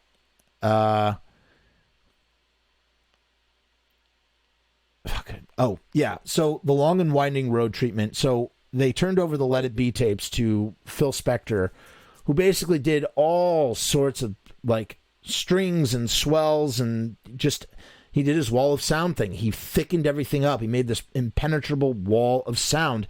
And man, I would have loved to have heard that, man. I would have loved to have like heard that on this track. I'm not saying that like it's not good the way that it is. This is Glenn swinging for the fences vocally. Here's what I wrote. Glenn really swings for the fences vocally as he tries to put what could possibly be the period on all of Danzig and not just this Elvis record. So with this song and with these notes, he is singing what could be the last of the last if he doesn't ever do anything ever again. You know what I mean? This is it. And he's choosing the song Young and Beautiful. It's an interesting track choice. Curtis, what year was Young and Beautiful from? If you could pull that up, it'd be great. But it's great. It's a great way to close the album. And yeah, he's going for it. There's a lot of emotion. All these tracks, they have a lot of emotion. And that's the key thing to remember, whether he's singing good or bad, whether his voice is strained, whether there are misses or hits on the album, whether like the album is really, or whether their songs are hitting or missing. The thing to remember is overall, this is Danzig singing with his voice or creating an album with just his voice. And this is an album of Danzig 1957. Interesting. This is Danzig really, really coming to his audience from a very deep emotional place. Very deep emotional place. And perhaps he's I don't know Glenn Danzig, but perhaps he's the kind of guy that it's like the only way he's going to get emotional is through his music, and he's choosing to use one of his biggest influences to do it. And I just think it's a wonderful statement. I think it's a wonderful piece of art.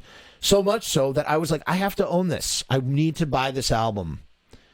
And so I was like, fuck, I'm going to do it. I have no business buying this album right now, but I'm going to totally do it. And I felt good doing it. I'm glad to support. And I'm glad support music, support record stores. Just want to say that again. Here is my final thoughts.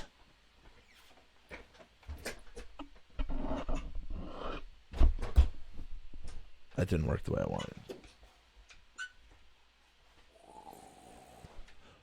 The final thought. Curtis says, somebody said this to me, in my opinion, one of his best releases ever, and if this is his last, it's a perfect way to end his legacy. You know what, Curtis? I totally agree with that, man. I totally agree with that. I don't know if it's his best releases ever, but it is a great fucking release. It is so great. As I said, in the last 20 years, like, he has not put material out this great in the last 20, maybe 25 years.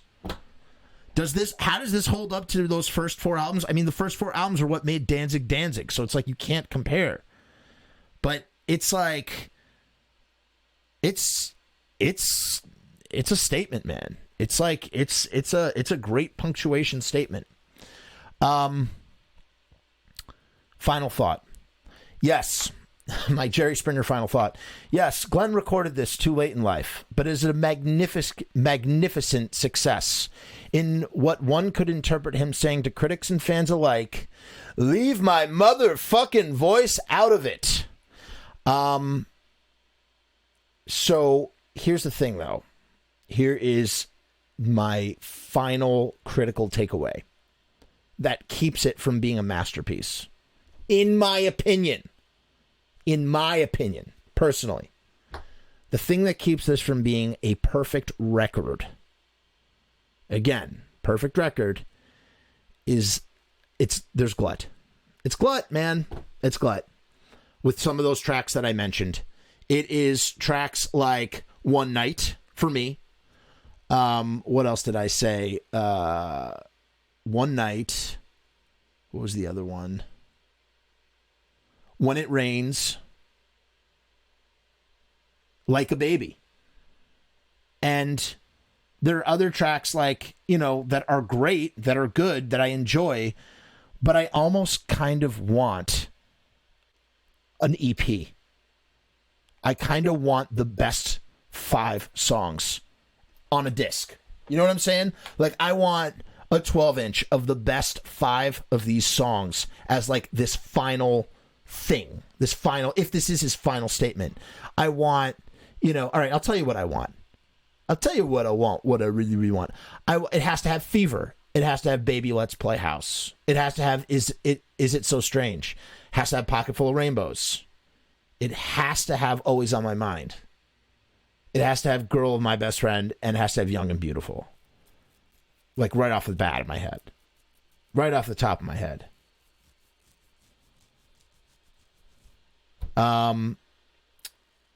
It's what we all wanted at some point or another to hear his spin. Yes. Steven likes the Baby songs best. Like a Baby song. Really? That is so weird to me. That blows my mind, Steven. Blows my mind. But he originally intended this to be an EP, and he couldn't pick what songs he wanted for an EP, so he made it an album. And it is a great album. It is a success, an overall success. It really is, as I said. So much so that I went out and bought it when I had no intention of doing so. However, I think that what would have truly made it powerful is if he took the best of the best material and just made it that thing. And that is what keeps it, for me, from reaching masterpiece status. Now, mind you, we've had the album for 2 days. As we all know, every album is like a fine wine. And sometimes those albums, they age so nicely. The songs settle into your mind in that certain way, and your opinion changes over time. And there's so many albums like that for me, where I start off thinking, you know what, man, like this album, it's like whatever, like, take it or leave it. I half enjoy, half not. How many times, let me ask you a question out there. How many times have you listened to an album and you're in disbelief, or you go, wait a minute, like we're almost through the whole album. This is like, there's not one exciting track that I really like. And you're kind of like not disappointed, but you're just kind of like whatever about it. But then like 5 years later, it's like essential listening. That's the power of an album that ages really, really nicely. And so my point with saying all that is, who knows how this album will age? I'd like to think it's going to age well. But right now, in my initial reactions, I think that some of these songs are glut. And I just think that, that's what happens. Sometimes there's too much material. Some of my favorite records are just so short. Brevity is the soul of wit. when an album just gets the things done that it needs to get done and leaves so quick. This is 40 minutes long, and it flies by real fast. It plays real fast. This Danzig Sings Elvis album does not play like a 40-minute album. Plays like a 25-minute album. But imagine, don't you have those? There's like those EPs, those 9-song albums, whatever, where they're just like, it's like every song is perfect, every song is good. You know, any album where I need to like, it's a chore, or it's like I have to like listen to this song to get to this song, because I like listening to albums sequentially. You know what I'm saying? I like to listen to things all the way through. You know, and it's like I find myself listening to a song going, oh man, like I gotta, 2 more tracks until I get to this track. It's like, but when you look forward to every fucking track on that album, that is a great feeling. And I just feel like this is one of those albums, at least for now, who knows? Whoa, we just did an hour and 48 minutes on Danzig Sings Elvis. That was not my intention, ladies and germs, today. I was actually hoping that we would discuss some other topics. So I'm going to actually save my surprise. I have a surprise topic that we will tackle next week. I have this content that I saved, because I save like, snip, because for this documentary, for this project, I save things, that I might need to reference. And I found some content that I think you guys, it's like a memoir about someone's relationship with Glenn from the Samhain period through the Danzig period. And he just was a big fan and knew Glenn really, or I don't know if he knew him really well, but he toured with Glenn at one point, slightly, in the sense that his band did a couple of shows with Danzig's band at the time. And yeah, he wrote this very interesting sort of like, whatever you want to call it, like a memoir, like a thing about his relationship with Glenn. And it's just very, I remember reading it. There were 3 parts that I read, and I guess there were 2 more that I didn't know that he published, and I guess he finished it. So I was thinking maybe we could do that, but I can't start that now. It is late. We just did 2 hours. I'm like dead already. I got other stuff to do. So I'm thinking, I'm trying to think of which other thing that I have here that is sort of like more light. Maybe we can talk about, no, I want to save that for the monster. Let's talk briefly about Samhain for just a minute. I guess we'll talk a little. That was the other request last week, talk about Samhain. And then we'll save everything else for next week. That's what we're going to do. Curtis, I thought it was fascinating. I think you guys would find it fascinating. So what I'm going to do is I'm going to pull it up and we'll read it and we'll talk about it. And we'll talk about, probably not too much conversation. I'll try and read through it and then we'll have a discussion about it. But I just think it's just really interesting. You know what? It's kind of like, in a way, it's almost like a companion piece to the Pusset interview. Just in the sense of, but in the sense of like, this is someone's firsthand account of Glenn, and it's the reason why, and this goes back to what I said in maybe the first episode. I love hearing from people like this because their opinion is so objective to everything. They're not bogged down by maybe like having a current relationship with Glenn, and therefore they can speak more freely about stuff. And it's just very interesting how it colors this public figure who we all really love and appreciate for his punk rock badassness and his artistic output. So we will discuss that next week. But let's talk about Samhain for just a little bit, just a minute or two. I love Samhain. I think they are one of the most, I've said this before, they were one of the most unique bands to come out of the 80s. I guess they kind of came out of the 80s hardcore scene. All the bands they're playing with are hardcore bands. They're not playing with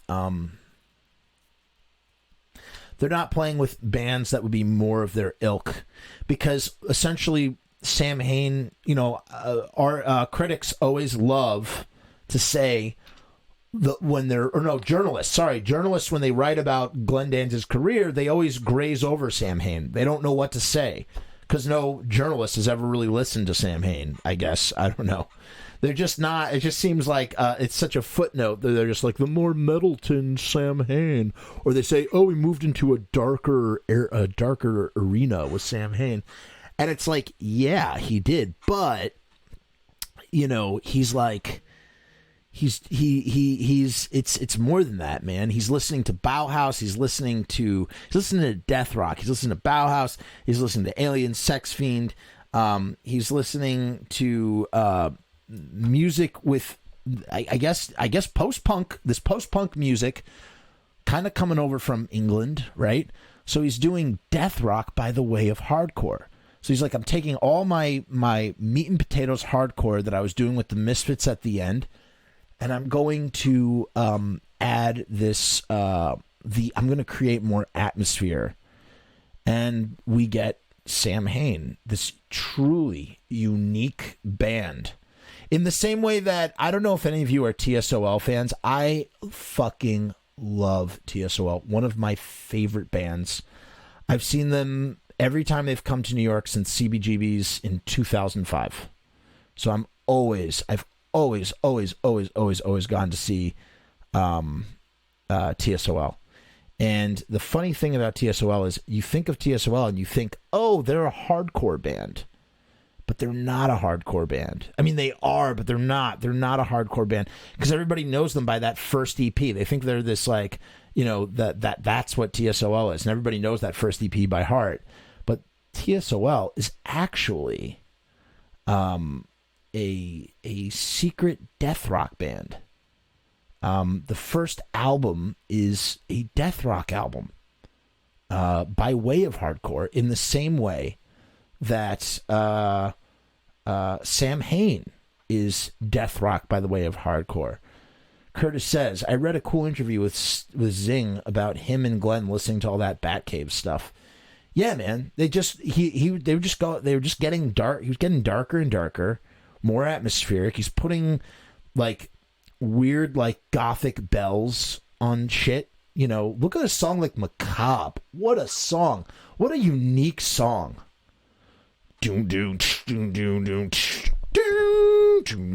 That's terrible. Doesn't sound like Macabre at all. Spiritus. Succubus. Life is pain. More than love of grace. We who live ever. Like he's barking. He's not crooning anymore. He's barking these lyrics out now with such visceral, like, brutality. Like, no, that's not the right word. But it's visceral for sure. And it's just so unique. It's unique, man. It's just there's nothing else like it at the time. Look at November Coming Fire, that whole album. It's just crazy. Like, it's crazy what's going on that album. The Hungry End. Hungry End almost sounds like a reversed surf rock song, with the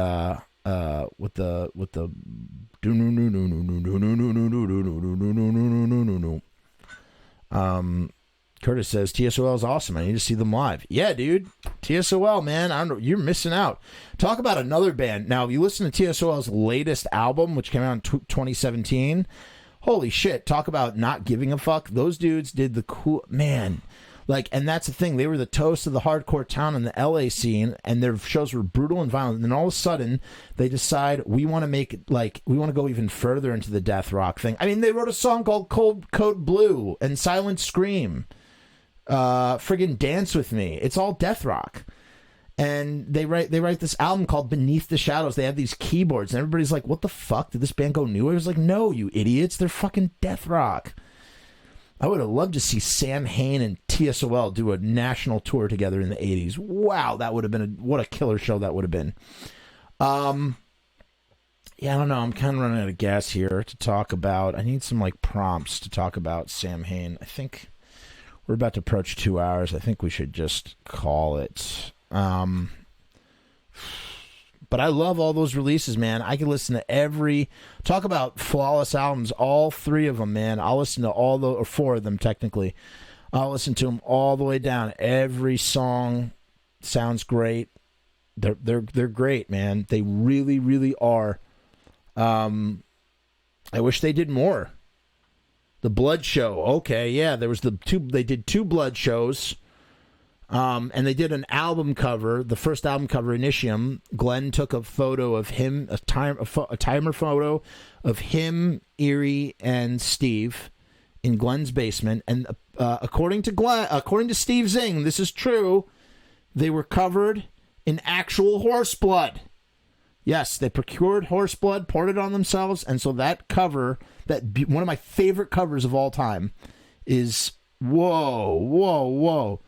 Curtis was at the Blood Show. All right, Curtis, we got to have you on here to talk. We're gonna interview Curtis and talk to him about just being there. That's amazing. You were at the Chicago Blood Show. Wow, at the Metro, right?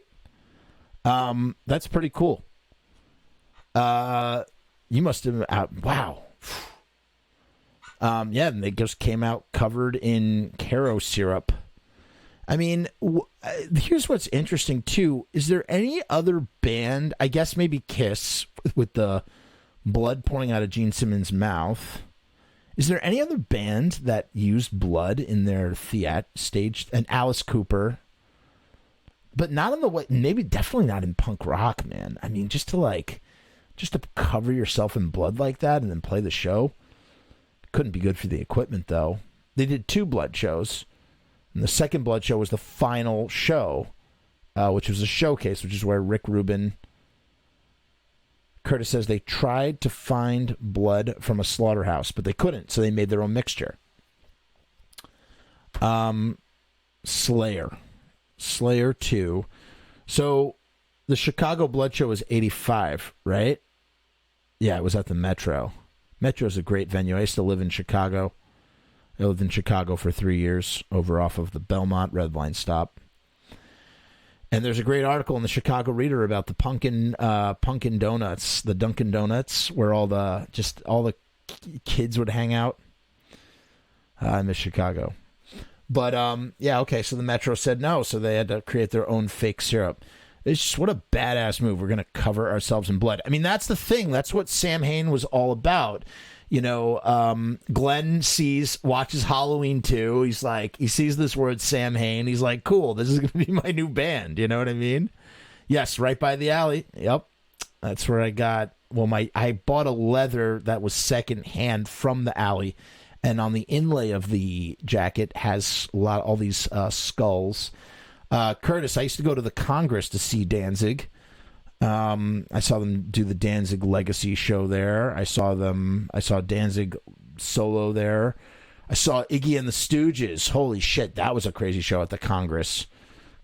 Beautiful theater. R.I.P. Congress Theater, which is no longer around, off of I think the California or the Western Blue Line stop. I don't remember which. That was a favorite venue of Glenn to play in the later years. What was I going to say? We're running out of steam here, guys. I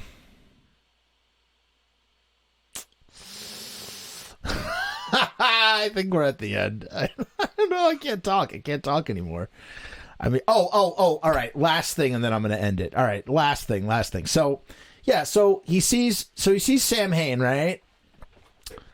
He sees Samhain albums are like Pringles. You just can't have one. That's right, Rue. Yeah, but he sees Halloween 2. He sees this word Samhain, and he's reading his books and stuff and getting into deeper, darker shit. And that's what's so cool about that whole concept, is that it's like the Misfits are turning into they're this super cartoony B-movie, tongue-in-cheek sort of there's the Misfits are campy. That's what I mean to say. There's a lot of kitsch with the Misfits. Samhain is the evolution of the Misfits taking away the camp and going more into the darker elements.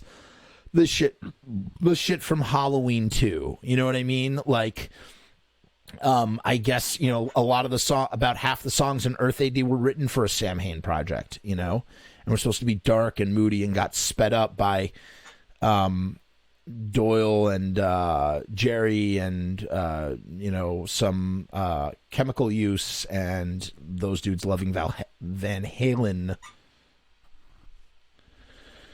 and whatnot. And yeah, it you know, all the songs are about just like interesting dark subjects. And you know what's funny?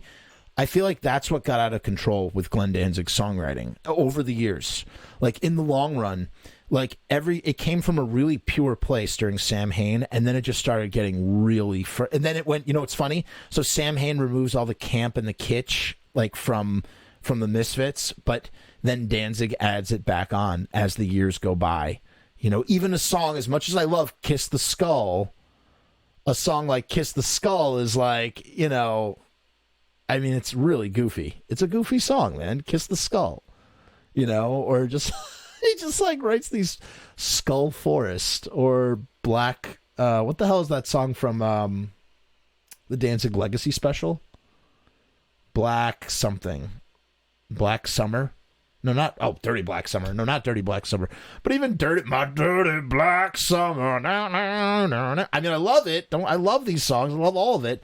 But it's still kind of, I mean, it's a little goofy, man. What about, I'm trying to think, what is something that's really goofy from, I can't believe I'm going to, I feel terrible that I'm doing this. I should just know this off the top of my head, right? Let's go to Circle of Snakes real quick. Circle of Snakes is a really good example of that, I think. Circle of Snakes. Oh, like like Night Star Hell. Like, I love Night Star Hell, but like Night Star Hell, like over and over again. I love Wutan's Procession. That's great. Hell Mask, Nether Bound, Skull Forest, 1000 Devils Reign. I think he has a song called Black Devil. Let's see what's on let's see what's on Death Red. Sabaoth. He has like Black Candy, Night Star Hell. He already did a song called Left Hand Black, Left Hand Rise Above. You know what I'm saying? Like, it just starts to get really, it starts to get campy again, except he's super serious about it. So it makes it like, it just makes it a little, it makes it extra goofy, man. What about what's Danzig 7? Danzig 7.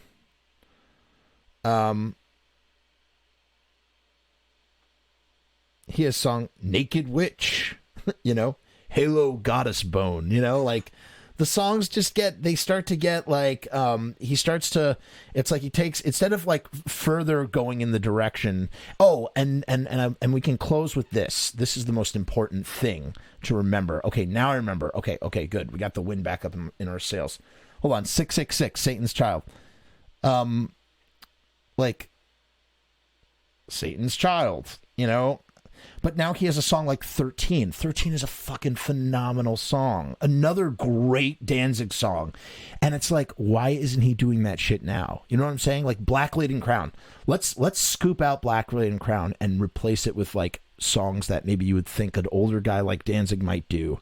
And he's doing shit like 13 instead, you know what I mean? Or he's doing Danzig Sings Elvis.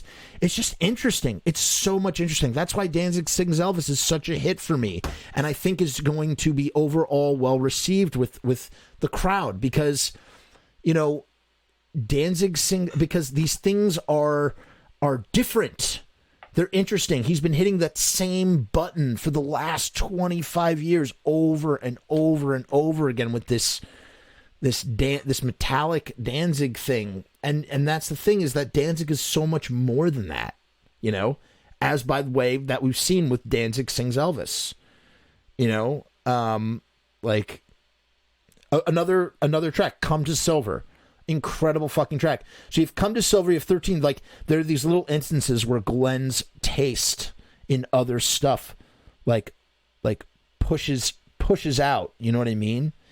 And you know, and then it gets all covered up by like, you know, Black Ass and Devil.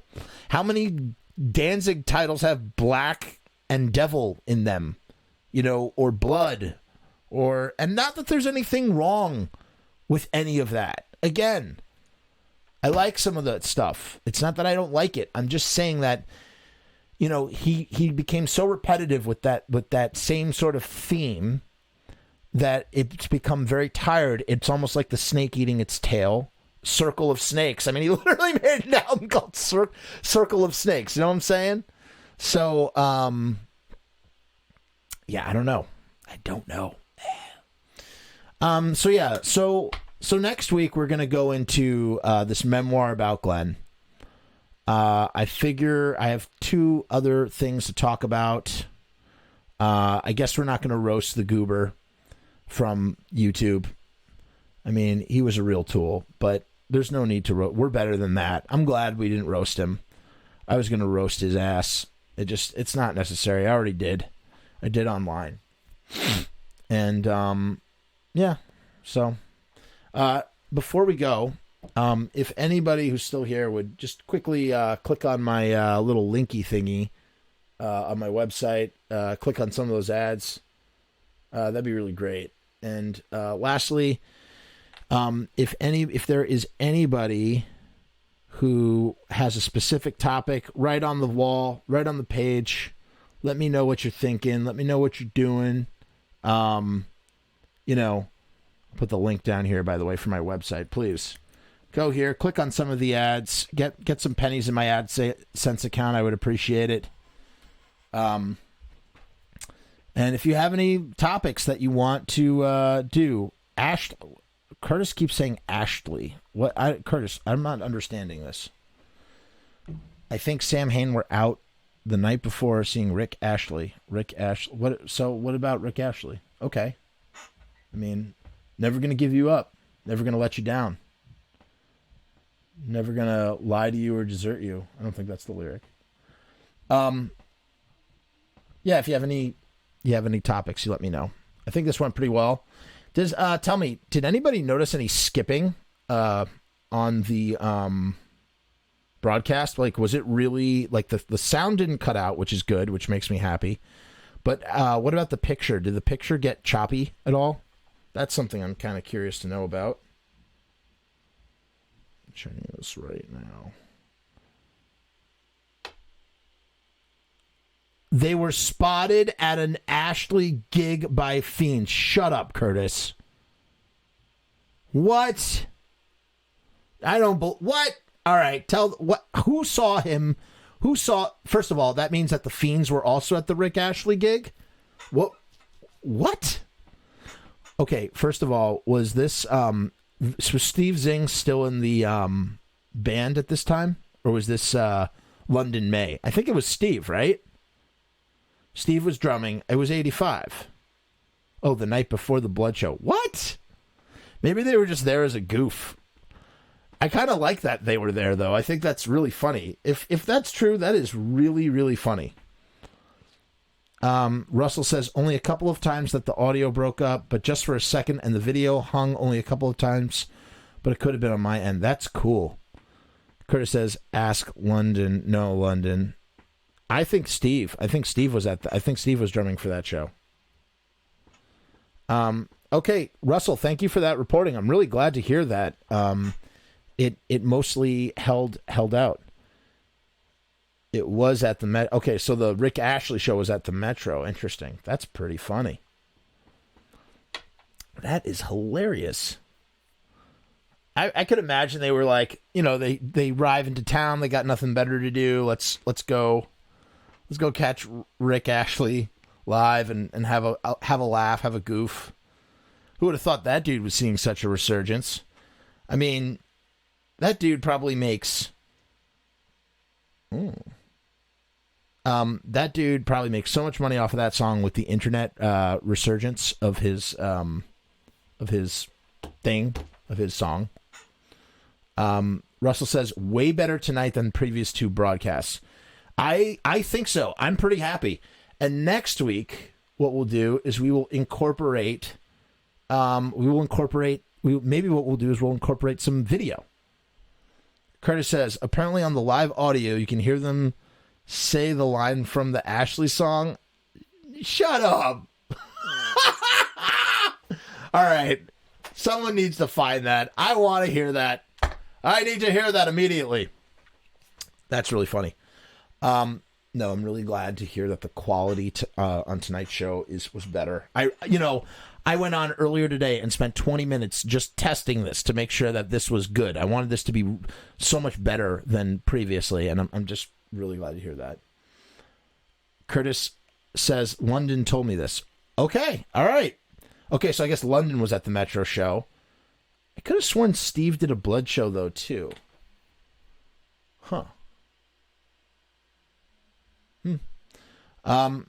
Listen, Curtis, you heard it from the horse's mouth. The horse's blood's mouth, then that's it. He didn't say why, but he didn't say why they went. They just went as a goof. I would imagine they just went as a goof, just to it's just something to do and just funny. You know what? Actually, I'm gonna ask Erie. That's what I'm gonna do. I'm gonna ask Erie because I was just talking to him very recently, and I'm gonna ask him if he remembers that. Because Erie was there. Or I'll ask Pete too. Ask Pete. See what Pete remembers. I'll report back on this. All right. Adding this for show notes for next week. To follow up, see if I can get any more details, information about this excursion. About Samhain being at a Rick Ashley show. Samhain at Rick Ashley. How do you spell that last name? It's actually Astley. Astley show. Yeah, just something to do. It's pretty funny. Ryan Joe says Amazon limited leopard print pick disc. What Ryan, what are you referring to? Kind of curious to know what that is. So yeah. Anybody else got anything to add, to contribute? God, there's still 8 people on here. My Lord. Would have thought. It's already 9:28. Oh my God, it looks so good. I'm fried. I'm fried.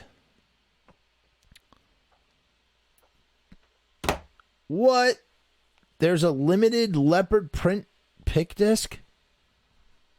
Oh my God. And it's wait, is it sold out? Oh man, now I kind of have some buyer's remorse. I would have gotten that. Oh boy, I bet you that goes for a pretty penny. I wonder how many they pressed up of that. That's pretty crazy.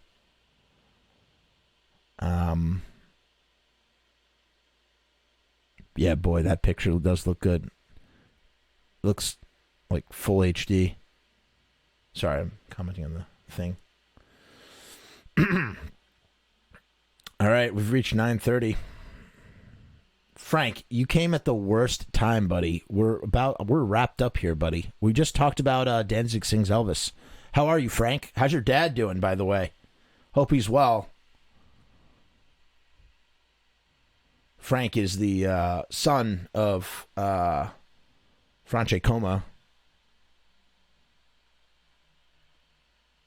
Oh, so you can order it. All right, I'm going to check that out.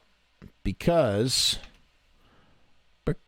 don't worry, Frank, you're going to be able to we're going to have playback. I'm going to upload this bad boy to YouTube, and we're going to we'll be back next week. We've got a very Frank, we got a really, really great comment. We have a really great content for next week that I think you're all going to find interesting. Very, very seldomly heard content. So I think you're going to like that. All right, I'm looking for this Danzig Sings Elvis disc. See, this is the problem with collecting vinyl. It just becomes irresponsible. All are well. Just listen to the whole album while painting my kitchen. Ah, you like it, Frank? Yeah, Frank. I loved it too, man. I loved it too. I loved it so much that I had to buy it. And that's awesome that you're painting your kitchen.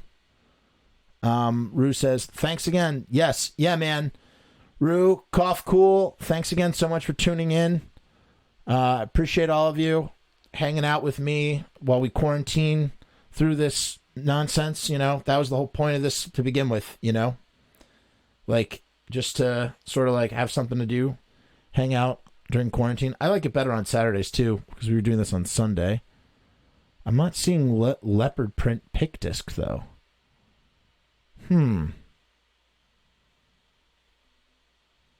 Oh, you got the signed copy. Nice. Did you get it in colored vinyl out of curiosity? Curiosity. Holy shit, they had it for $26 on Prime. You know what? I don't care. I'm glad I bought it on eBay from a fucking independent record store. Fuck Amazon. Fuck Amazon and its goat. I paid I think I paid $27 plus $4 shipping. Same price. Just I had reward points with Amazon, but you know what? Happy to support them. Although these all come from independent stores too. Wow, okay, $26.99 from Prime. It's going as high as $41.24. I guess there are a lot of vinyl copies still floating around out there, even if they're sold out on the Cleopatra Records website. Very, very, very, very, very interesting. I'm going to eat some ice cream to soothe my throat. All right, guys. All right. See you later, everybody. Have a good one. I'll see you next week. Okay? Same bat time, same bat channel. Goodbye.